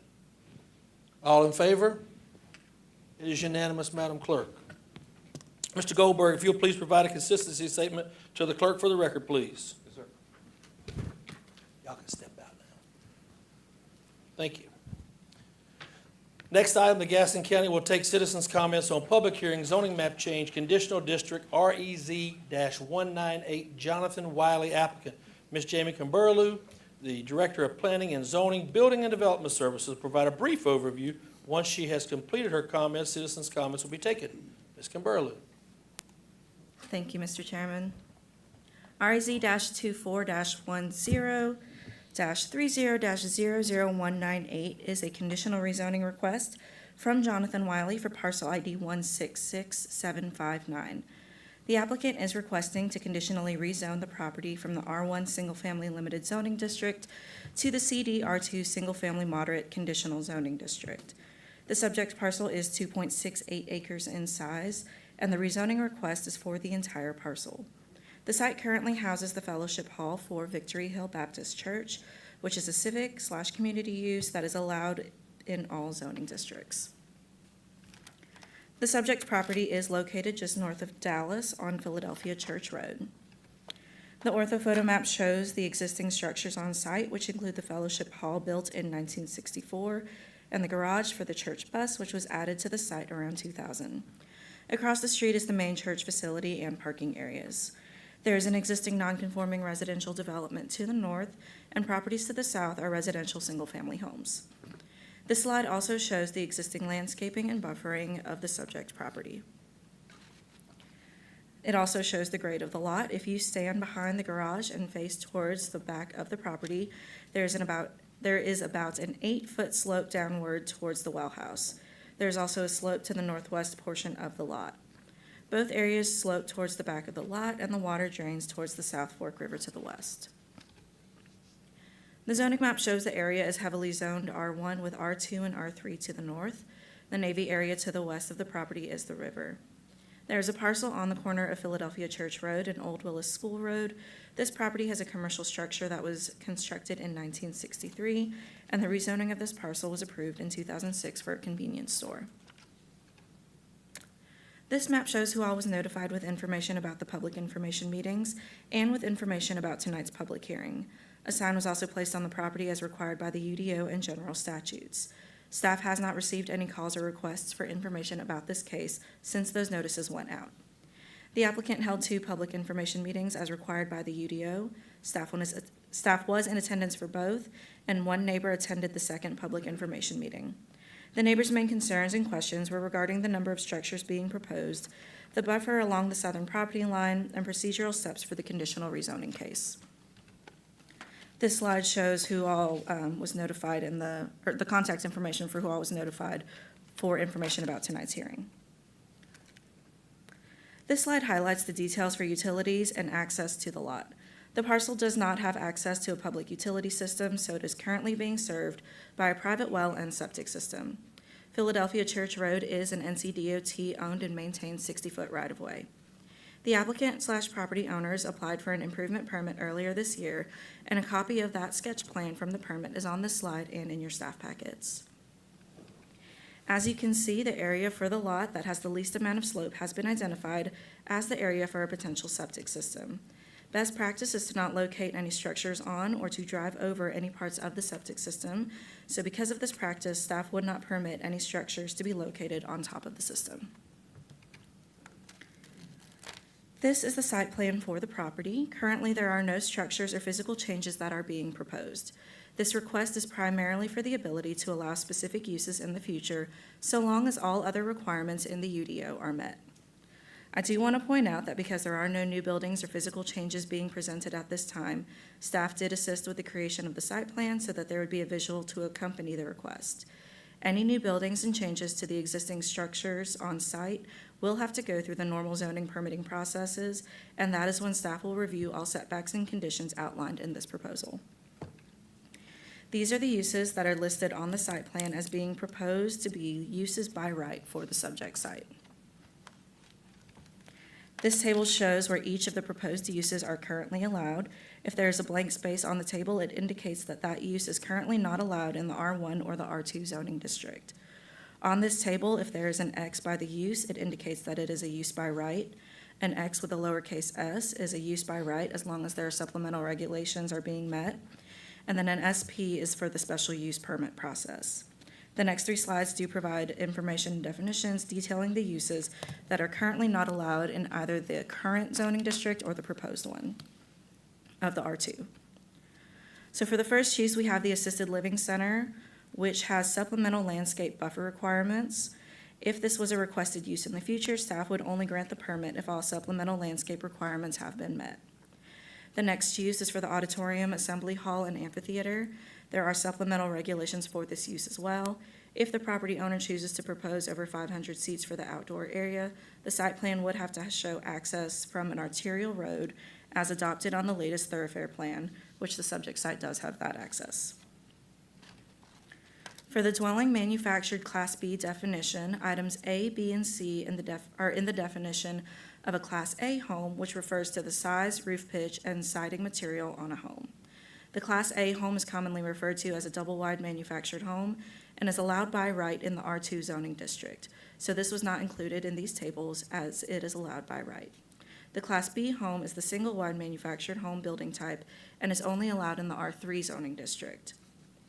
The multifamily dwelling use is currently defined in the UDO as anything greater than 3 units, which is why we included it. However, please keep in mind that recent state bills have expanded the protection from zoning for single-family homes to include 3 and 4 family dwelling units. So even if this use was not included, it is likely that a triplex or a quadplex structure would be treated and permitted as a single-family home under Senate Bill 166, which was adopted in September of this year. Our current ordinance does not meet the new state requirements, but our staff is working on a text amendment that would bring our UDO into compliance. There is a proposed condition of approval tied to this use, and it would limit the use to only 4 units in one structure, which would be a quadplex. As conditioned, this would not allow any apartment buildings or townhouses to be built on site. The other use on this slide is the food catering facility, which only has one supplemental regulation, and that is for the use of, or for a special use permit to be required if the structure and use will be located within 100 feet of a residential lot. There is also another condition tied to this request that states any uses that require a special use permit be allowed to be established as a use by right. For the funeral home use, I wanted to make sure that we all knew that this does not include cremation services. That is a separate use in the UDO, and there are no supplemental regulations for the funeral home use in the UDO. For the special events facility, there are supplemental regulations, and a relief is being included for this use, as the lot would not meet the lot size requirement for this use by nature, and by nature, it would not be allowed. It would be located within 400 feet of a church, as that is the principal use of the lot.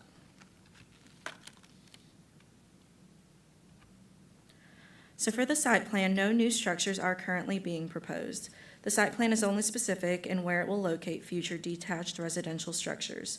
The conditions of the approval state that there is no maximum number of buildings that can be added to the site in the future. However, all local and state regulations still need to be met when permitting new structures. As proposed and as allowed by the UDO, there is no cap on the number of structures on a lot in association with a non-residential use. All watershed requirements, setback measurements, and distances between the building requirements would still have to be met for any new structures, but as long as all of those codes are met, new structures will be allowed in the future. The parking plan includes a minimum of 20 spaces. This allows for administrative review at the time of permitting for new uses. So for example, if the property owner wanted to add a daycare to the property and they are estimating an addition of 10 teachers, staff can still require an additional 10 parking spaces. The landscaping shown on the site plan is conditioned to be added to the property only if a residential building is being placed in the pink area of the site plan. The intent of this is to allow the applicant the flexibility to install some kind of buffer in the future. This would be reviewed at the time of permitting for a detached residential structure and only be required for the detached residential structure use. This is not a requirement. The UDO does not require buffering between residential uses on adjoining lots. However, if the applicant were to place a commercial structure in this area, the UDO may require additional landscaping requirements just based on what that use is. So this site is located in Area 2 of the Comprehensive Land Use Plan. Key issues for citizens in this area include preservation of open space, road improvements, and better connectivity, along with more transportation alternatives and the preservation of the agricultural feel in the area. The future land use designation is rural community, which is characterized as areas that have a neighborhood look and feel. The site plan was routed to our technical review committee. The GCLMPO stated that there are no funded transportation plans on the STIP, the MTP, or the CTP, and that any new driveways would require a permit from NCDOT. The Environmental Health Department provided the improvement permit for the septic system as shown on the previous slides, and our Natural Resources Department shared that all of their reviews would be completed at the time of permitting for each new use. No other comments were received from the other departments represented on our TRC. Please note that the staff does find that this request as presented is consistent with the Comprehensive Land Use Plan, as the proposed uses would keep the existing church use in place, but allow the property owners to offer more services to its members and residents in the area. There are two reliefs that are being requested through this process. The first relief is that would apply in the event that a manufactured home is requested to be placed on the lot. The UDO does require a continuous permanent masonry foundation and front porch for manufactured homes. The applicant is requesting to not have to add those features in. Staff is supportive of this request as these are not required by building code or other codes applicable to manufactured homes. These are design requirements in the UDO that actually end up increasing the cost of what should be an affordable form of housing. The second relief is for the special events facility use, as mentioned earlier. The relief being requested is for the lot size requirement and that the use be allowed to be established within 400 feet of a church, since that is the principal use of the lot. There are 3 conditions of approval that staff is recommending with this request as well. The first is that any permitted use and features shall be permitted in accordance with the site plan on file for the request. The second condition is that any uses outlined in the site plan shall be interpreted as being uses by right and shall not be required to go through the special use permit process, even if it's required by the UDO in place at that time. All supplemental regulations for the uses still need to be met, and that is for the UDO that is in place at the time of permitting for that use. The third condition is that the dwelling multifamily use will be limited to only permitting up to 4 multifamily units and shall be limited to 1 building, which would effectively be a quadplex. So the planning board heard this case at their November 20th meeting and recommended approval of the request as presented with a 10-0 vote. They found that the request was reasonable and in the public interest, as it was consistent with the vision and goals of the Comprehensive Land Use Plan and will keep the parcel as is, and any future expansions or additions will retain the look and feel of the area. As a reminder, this is a conditional rezoning request, so the site plan reliefs and conditions will be tied to the property if approved. If the applicant wants to change the site plan at a future time, the applicant must go back through the process and come back before the Planning Board and the Board of Commissioners.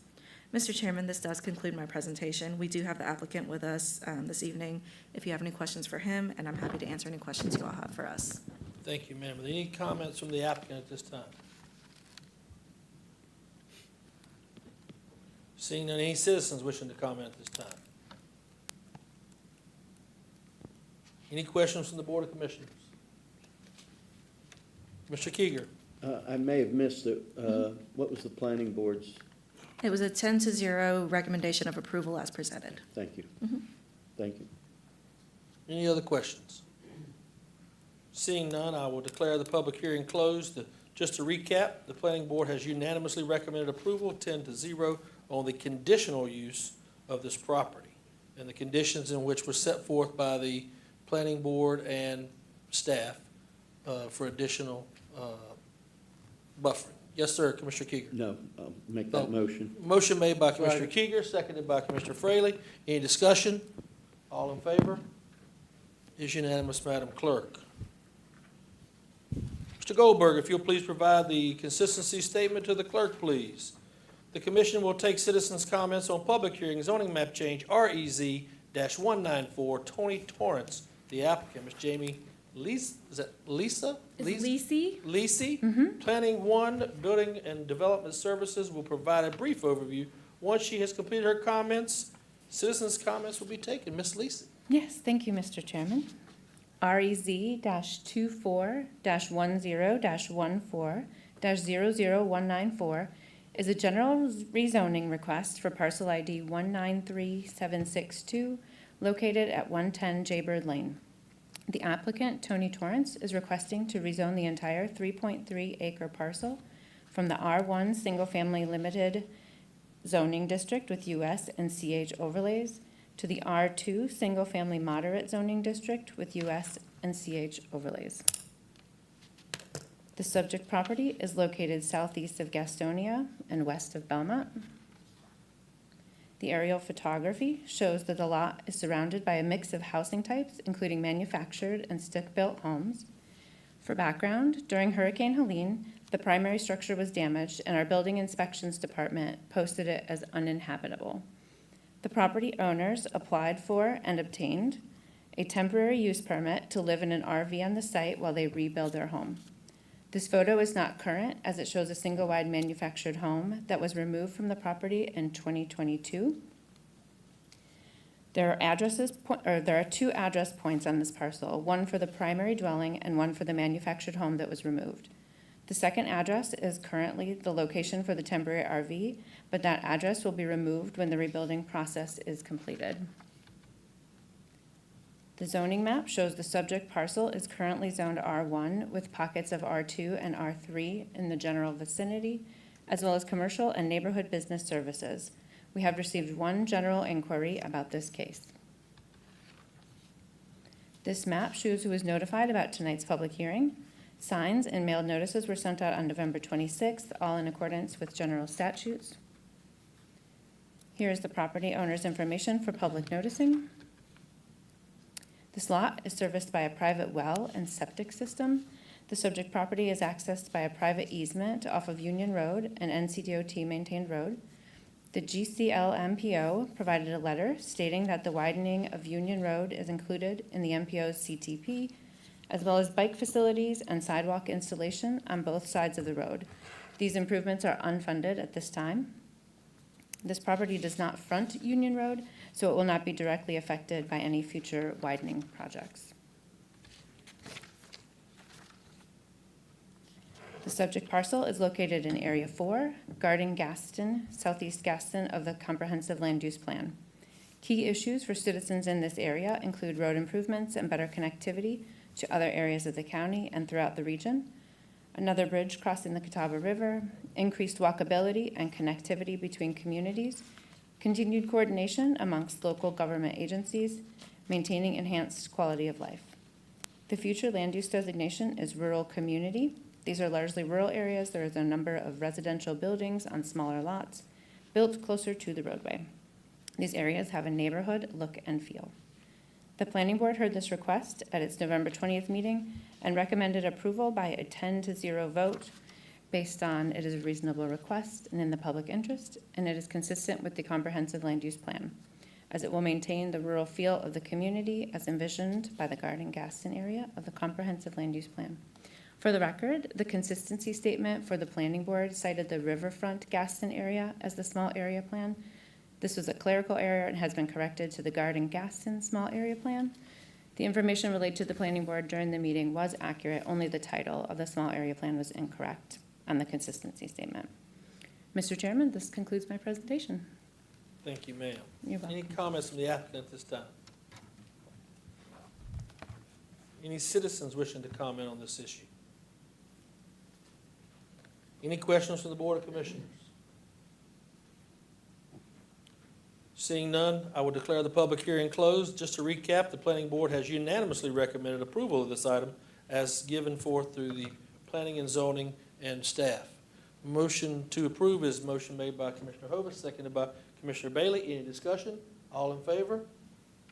It is unanimous, Madam Clerk. Mr. Goldberg, if you'll please remit that to the clerk, the consistency statement. Thank you, sir. The County Commission will now take comments on public hearing to authorize Gaston County Level 1 incentive grant to approve the conveyance of approximately 1.5 acres of land at the South Ridge Business Park pursuant to North Carolina General Statute 158-7.1. Authorize Gaston County to enter into an economic development agreement with Project Garland. Mr. Donnie Hicks, Executive Director of Economic Development, will provide an overview. Once he has completed his comments, citizens' comments will be taken. Mr. Hicks. Thank you, Mr. Chairman. We have 3 items tonight. I'll start with Project Garland. We have a company that would like to expand. They anticipate spending about $13 million to expand. They would hire 30 additional people at an average salary of $50,746 a year, which is above our county average. There's 2 things that we're requesting for this project. One is to offer them a Level 1 incentive grant, which would be the standard grant that they would receive based on the investment. And the second, and we've talked to the board about this, is to convey a small piece of remnant property that we own out there to them in order to give them access to a site. And I've got this on the overhead, and the site is outlined in red. It looks huge on the map, but it's only like 1.2, 1.3 acres, we think, when it's finally surveyed. On the upper side of it, you'll see that there's an easement and a paved road that goes to the house that's above it. There's one resident still in the whole park that we tried to buy 20 years ago and they wouldn't sell. He's passed away, and his heirs want to sell the house now. We also have a gas line on the far right-hand side. That's the green line running through it. So the site's not really marketable. It's certainly not big enough to build anything on it that we would want in that park. What we're proposing is to offer that remnant piece to them as part of the incentive package. They would use that for an additional entrance, which they need for safety and truck flows, but only if they buy the piece of property above it. So if you see the barn and the house above that, we would require them to buy that piece of property first and then convey ours to them, because that would give them full access into the site. We're not going to give it to them without them closing on that other parcel. Otherwise, it puts them in control of that parcel and they don't own it. So we would have a couple of things that they would have to do for the county to convey that. But that would facilitate the expansion. They would plan to add roughly 100,000 square feet to it. And this would help immensely with their site plan and material flow to the project, especially as it expands. I'll be glad to answer any questions you may have on that. We will take this to Bessemer City after the commissioners vote. Any citizens wishing to comment at this time? Seeing any questions from the Board of Commissioners? Even though there are no additional comments, I'll declare the public hearing closed. I wanted to make sure that we vote the approval of this with the conditions that Donnie had set forth with the land transactions. Motion made by Commissioner Hovis, seconded by Commissioner Cloninger. Any discussion? All in favor? It is unanimous, Madam Clerk. Since we got you there, Mr. Hicks, we might as well just keep rolling on with you. Okay, thank you, Mr. Chairman. The next one is Project Jasmine. This is a company that would anticipate investing about $35 million in personal property. This would go into an existing building. The building, for tax value purposes, is worth roughly $30 million and has not yet been occupied. It was a spec building. It would turn that spec building into a manufacturing facility. They would occupy 300,000 square feet of it, and there would be additional space to lease to another company. They pay an average salary of $50,157, which is above the county average. The state of North Carolina has offered them a JDIG in consideration of locating in North Carolina. There's still 2 other sites under consideration, 2 other states. We're the only site left in North Carolina. So it's still a competitive process, and we followed up with them as late as 5 o'clock this afternoon. They haven't made a decision yet, but we're hopeful that they will. And I'm going to text them as soon as we leave, assuming we have a positive vote, to let them know that we have done this. It's a full manufacturing facility, potentially with local suppliers. I'll be glad to answer any questions you have about that.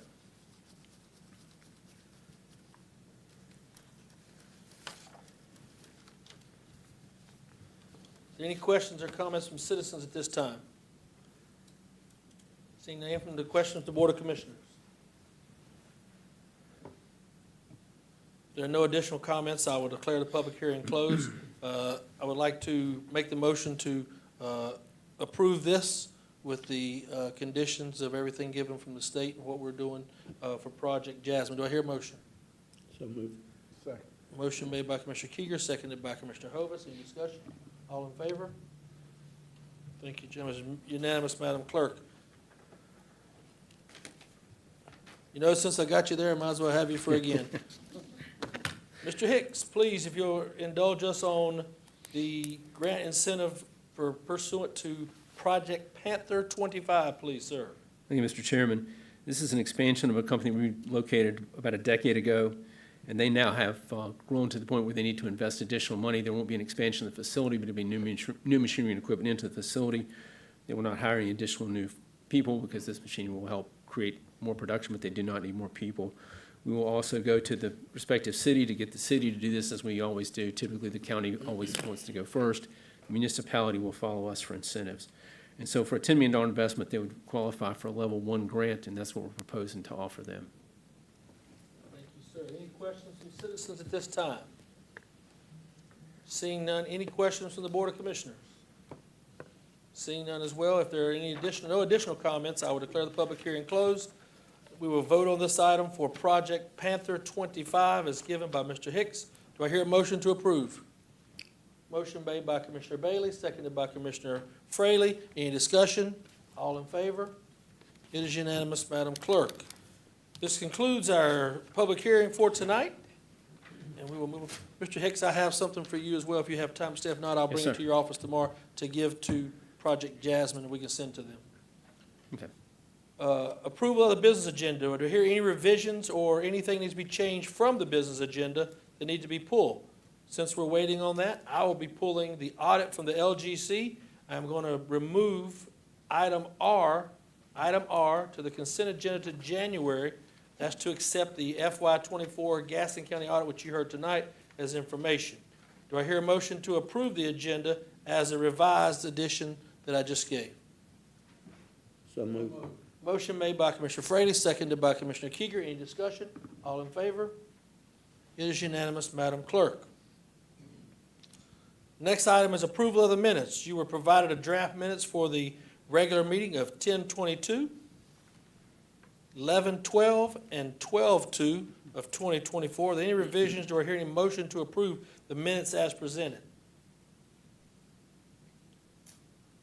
So moved. Motion made by Commissioner Kieger, seconded by Commissioner Sheehan. Any discussion? All in favor? It is unanimous, Madam Clerk. Next item is citizens' recognition. A portion of the board's agenda is set forth for the purpose of allowing citizens the opportunity to comment on this or make any comments or suggestions. The comment period is not intended to require the commission or staff to answer any questions or provide a response. Questions requiring a response shall be answered as soon as possible through the county manager's office. Citizens' recognition tonight will be limited to 3 minutes. As I call your name, please step to the podium, and we will address you if you give your name and address for the record. And the first citizen to speak is Ms. Arlise Green. Good evening, everyone. With the board's permission, I would like to present some handouts. Motion to accept. Motion made by Commissioner Hovis, seconded by Commissioner Kieger. All in favor? It is unanimous, Madam Clerk. Please. All right, it's 3 pages in the handout. Okay. So make sure you get all of them. Hello, everyone. My name is Arlise Green.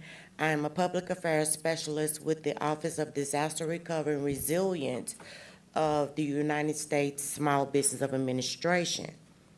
I am personally from Louisiana. I don't know if you can catch up on the accent, but our office is out of Atlanta.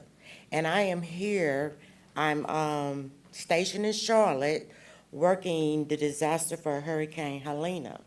And I want to thank you for letting me be able to come and present the programs that we have for your citizens of Gastonia. We have 3 programs, which I'm not gonna take too much of your time. We have one that is for physical damages, and who is eligible for that program is homeowners, landlords, renters, businesses, and nonprofit organizations. Of course, the eligibility for their program, they must have physical damages. And the deadline for that program has been extended to January 7th of 2025. On that program, the residents can borrow up to $500,000. They can borrow up to $100,000 to replace personal property, including vehicles. $50,000 of that is with no collateral, and the incentives is 12 months, no payments or interest. And we also offer programs such as mitigation, refinancing, and relocations. The second program that we offer is for economic injury, and that's for businesses and nonprofit organizations. And with this program, there are no requirements for physical damages. The damages comes in revenue. And some businesses and nonprofit organizations say, well, we wasn't affected. But it takes 6 months to over a year before they even know that they were impacted, because your neighboring communities may have suffered, and it tends to trickle down eventually. So with that program, business can borrow up to $2 million. And again, $50,000 with no collateral, incentives, 12 months, no interest, no payments. Interest rates for homeowners can go as low as 2.8%. For businesses, as low as 4%. And for a nonprofit organization, it's 3.25 straight across the board. For the economic injury, the deadline to apply for that is June 30th of 2025. Again, we give you that time period because it takes a little longer before a business or a nonprofit organization to know that they have been impacted by economic injury. Ms. Arlise, I'm going to stop you. I'm going to put you in contact with Mr. Wong back there. If you'll just take that with him, and you can present that to him outside, and then he's our over top of what's happening with that. And I'll give you this. If you, Vincent, you come by and get this. If you guys want to step out, that way you guys can discuss that on that behalf, and we'll get somebody from the staff to take care of that for you. All right, We'll thank get you, it to where it Mr. needs- Chairman. Thank you very you much. for letting me come and present the Thank you so program. much. All right, have a good night. You as well. The next item for approval is the consent agenda. Do I hear a motion to approve the consent agenda? So moved. Motion made by Commissioner Kieger, seconded by Commissioner Cloninger. All in favor? It is unanimous, Madam Clerk. Next item is, we had nothing pulled, but we did have the revised edition that you just approved. Nothing by the majority. Appointments. Commissioner Fraley. We got 4, Mr. Chairman. One new appointment, Health and Human Services Board, Johnny Denton. And then I got 3 reappointments, if you want to do them all at the same time. We'll do them all with Commissioner Kieger appointing that other. Is the motion? Okay, Local Emergency Planning Committee, Ms. Victoria Hess. Local Emergency Planning Committee, Mr. Scott Hunter. Personal Advisory Board, Mr. Jason Rain. Mr. Fraley made the motion. Mr. Kieger seconded. All in favor? It is unanimous, Madam Clerk. Mr. Sheehan. Thank you, Mr. Chairman. I've got 2 reappointments requested. First is on the Economic Development Commission, Mr. Wade H. Stroop, Jr., and then on the Local Emergency Planning Committee, Ms. Roseanne Huffman. Seconded by Commissioner Fraley. All in favor? It is unanimous, Madam Clerk. Mr. Bailey. Yes, sir. I have 2 reappointment requests. One's for a Local Emergency Planning Committee, Ms. Stephanie Westbrook, and for the Library Board of Trustees, Mr. Jeffrey Funderburk. Second. Seconded by Commissioner Hovis. All in favor? It is unanimous, Madam Clerk. We'll next move to Ms. Vice Chairman Cloninger. I have 2 new applications and 3 reappointments. And so the first application is for Economic Development Commission, is for Alex Stewart. The second one is an application from Jamie Watkins for the Environmental Review Advisory Board. The third is a reappointment for the Library Board of Trustees, Mr. Daniel R. Caldwell. Then another reappointment for the Local Emergency Planning Committee is Mr. Josh Crisp. And then another reappointment for the Local Emergency Planning Committee is Mr. Scott Marshall. Second. Seconded by Commissioner Hovis. All in favor? Sure you don't got any more on there? They run out of paper. Commissioner Hovis. Thank you, Mr. Chair. I have two reappointments to the Local Emergency Planning Committee, reappoint Mr. Anthony Britton, and to the Transportation Advisory Board, reappoint Ms. Alicia Summey. Second. Seconded by Commissioner Kieger. All in favor? It is unanimous, Madam Clerk. Commissioner Kieger. Two appointments. First, John Lowry to the EDC and Jennifer Davis to the Personnel Advisory Board. Second. Seconded by Commissioner Hovis. All in favor? It is unanimous, Madam Clerk. I have two. I'll make them real quick. Economic Development Commission, reappointment requested by Ms. Julie Roper, and Local Emergency Planning Committee by Ms. Martha Wagner, reappointment requested. Second. Seconded by Commissioner Hovis. All in favor? It is unanimous, Madam Clerk. We'll now go to the chair appointments real quick, and that way we'll have some that will be moving around. Central Iowa Council of Government, Commissioner Hovis has requested reappointment. Is that still in your purview, sir? Yes, sir. All righty. I will now make sure that you are the requested appointee to that. Economic Development Commissioner, Commissioner Kieger, you care to stay there? Yep. All right. And Transportation Advisory Committee, Commissioner Fraley, you still want to? Okay. One change we'll have, I will take over the North Carolina Association of County Commissioners I'm the alternate. That Commissioner Worley had since had that for that. And there's other appointments that are going on throughout there that I want to talk to you guys about, see if it's something you would like to do, and we'll save those for the next time we come back for that. The next is full board appointments. Caramont Health Board, reappointment requested by Mr. Bob Hovis. Second. Seconded by Commissioner Kieger. Any discussion? All in favor? It is unanimous, Madam Clerk. The next is Commission County Fire appointment requested by Mr. Josh Brown. Second. Seconded by Commissioner Kieger. Any discussion? All in favor? It is unanimous, Madam Clerk.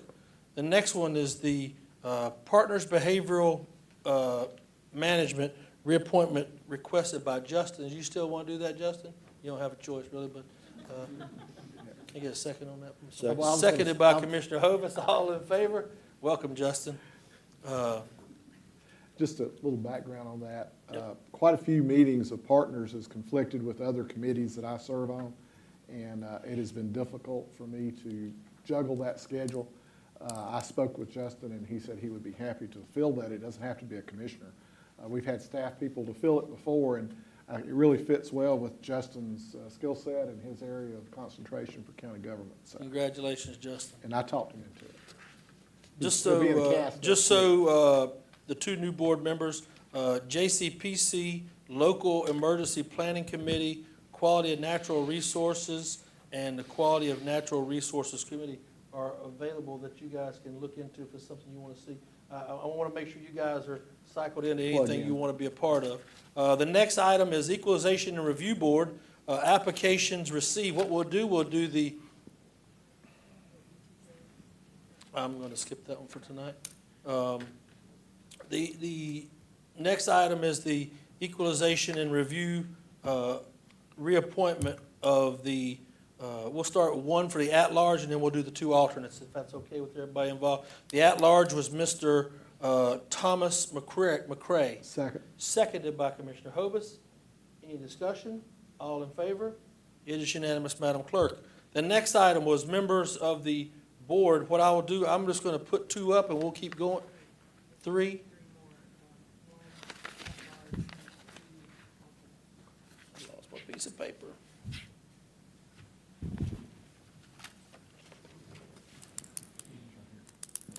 It's got the names. One and two alternates. All right, I got it. Sorry, Donna has prefaced me for this, and I've let her down. He's got a cheat sheet.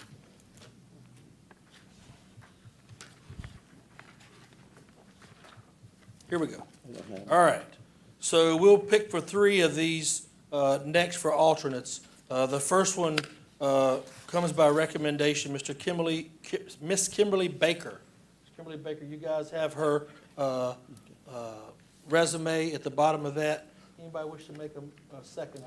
Seconded by Commissioner Fraley. Any discussion? All in favor? It is unanimous for Miss Kimberly Baker. If you guys want to know, I'm taking these just as in order as they're on the paper. Next one is Miss Kimberly Wyant. Seconded by Commissioner Fraley. Any discussion? All in favor? It is unanimous, Madam Clerk. The next one is Miss Deanna Murphy. Miss Deanna Murphy. Second. Seconded by Commissioner Hovis. Any discussion? All in favor? And there are your three appointees, Madam Clerk. All right, reports. Commissioner Fraley. None, Mr. Chairman, but I'd like to wish everybody a Merry Christmas. Mr. Sheehan. None, Mr. Chairman. Mr. Bailey. None, Mr. Chairman. Mr. Cloninger. I have a report, please. It has been important to me as a county commissioner to visit the operational departments in our county. I began traveling to county departments in March of 2023 and recently completed visiting all of them. Through my lens, I've been able to meet amazing employees and leaders, to learn firsthand knowledge and so much more of what is performed daily to efficiently serve our citizens. I've seen how innovative departments are thinking outside the box and using creative ways to implement change and to save taxpayer dollars. I have discussed observations and made suggestions to our previous and current county manager. These visits to county departments have truly been beneficial to me and has heightened my awareness levels. During this time, the departments and areas that I have visited included Gaston County Natural Resources, Parks and Recreation, Cooperative Extension, Main Library Branch, Belmont Branch, Cherville Branch, Dallas Branch, Ferguson Branch, Mount Holly Branch, Stanley Branch, Union Road Branch, Bessemer City Branch with their tech and maker's space, and Lowell Branch with tech and maker's space. Other visits have included Public Works housed at the courthouse and at the Yorkchester Complex, the Register of Deeds, the Museum of Art and History, the Carriage House, Depot, Collections and Archives Building, the Board of Elections, Information Technology, Human Resources, Finance, Budget and Strategy, Diversity, Equity, and Inclusion Officer position is no longer available, Communications, Grant Manager, County Attorneys, Clerk of Court, Tax Office, Landfill, DHHS, Social Services Division, plus the Public Health, Access, Veterans Office, the Kathy Mabry Cloninger Center, a domestic violence shelter, Fleet and Garage, gyms, the County Police Department, County Communications, Economic Development, Travel and Tourism, Building and Development Services, Emergency Management and Fire Services,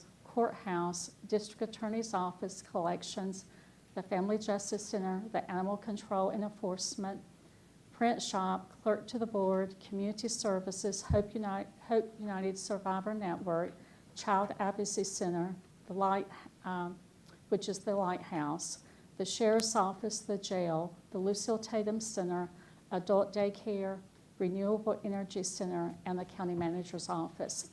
I've truly enjoyed using my time to visit all these departments and to learn more about how they service our community and citizens. My belief has always been that we must work together for the betterment of all, and that developing and sustaining partnerships and relationships is the key to this success. That's the end of my report. Thank you, ma'am. Commissioner Hovis. Thank you, Mr. Chair. The only report that I'd like to make is that sometime the second or third week in January, the Belmont campus will take on its first patient. A few state regulations and inspections yet to be completed, and all that's going well.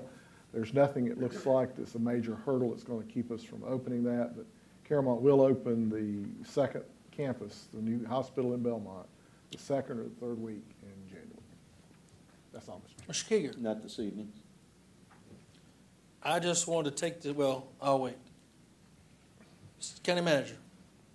Just really quickly, as a condition of receiving funding from Gaston County, Partners Behavioral Health provides this board with a copy of their annual audit. It was requested for me to give a summary of that audit, which I've placed for you at your seats. Just a really high-level summary of that is there were no significant findings in their audit, so it's a clean audit, unmodified opinion, just like ours. No material instances of noncompliance, no material weaknesses on their internal controls. What you will notice is that their expenditures were more than their revenues. So their net position did decrease for FY24. That was most likely a result of Medicaid expansion and the timing of the reimbursement on that. And so you should see them catch up on that in FY25. If there are any additional questions, I will work with their staff to get those answered. County Attorney's report. No report, Mr. Chairman. What? Well, I will take the liberty before we convene to let everyone know in Gaston County, Merry Christmas. We are expecting a cold Santa Claus arrival on December 25th. It's going to make sure that he's going to be accompanied by our Savior is going to take care of this. But I want to say Merry Christmas to all our employees. I want to say thank you for all your hard work and dedication over the past 12 months and what you mean. We will not have another meeting until the other side of the new year. And just wanted to wish that to everyone and a Happy New Year. Any other matters need to come before this board at this time? Seeing none, this concludes our meeting for tonight. Our next work session is Tuesday, January 14th, 6 p.m. here in the Harley B. Gaston Forum. Thank you for watching. If you have any questions, please remit those to Donna S. Buff. But before I leave, Donna, we have good news from your office. Do you have a microphone or you want me to do it? Our own Angela in the office, we don't have a name yet, but had their granddaughter was just born during the meeting, so we're happy to announce that Angela is one of our workers there in the clerk's office who does a wonderful job, so we're patiently awaiting that name. But seeing none, I don't even have to have a motion tonight. This is great. So guess what? Good report. Good night, Santa Claus.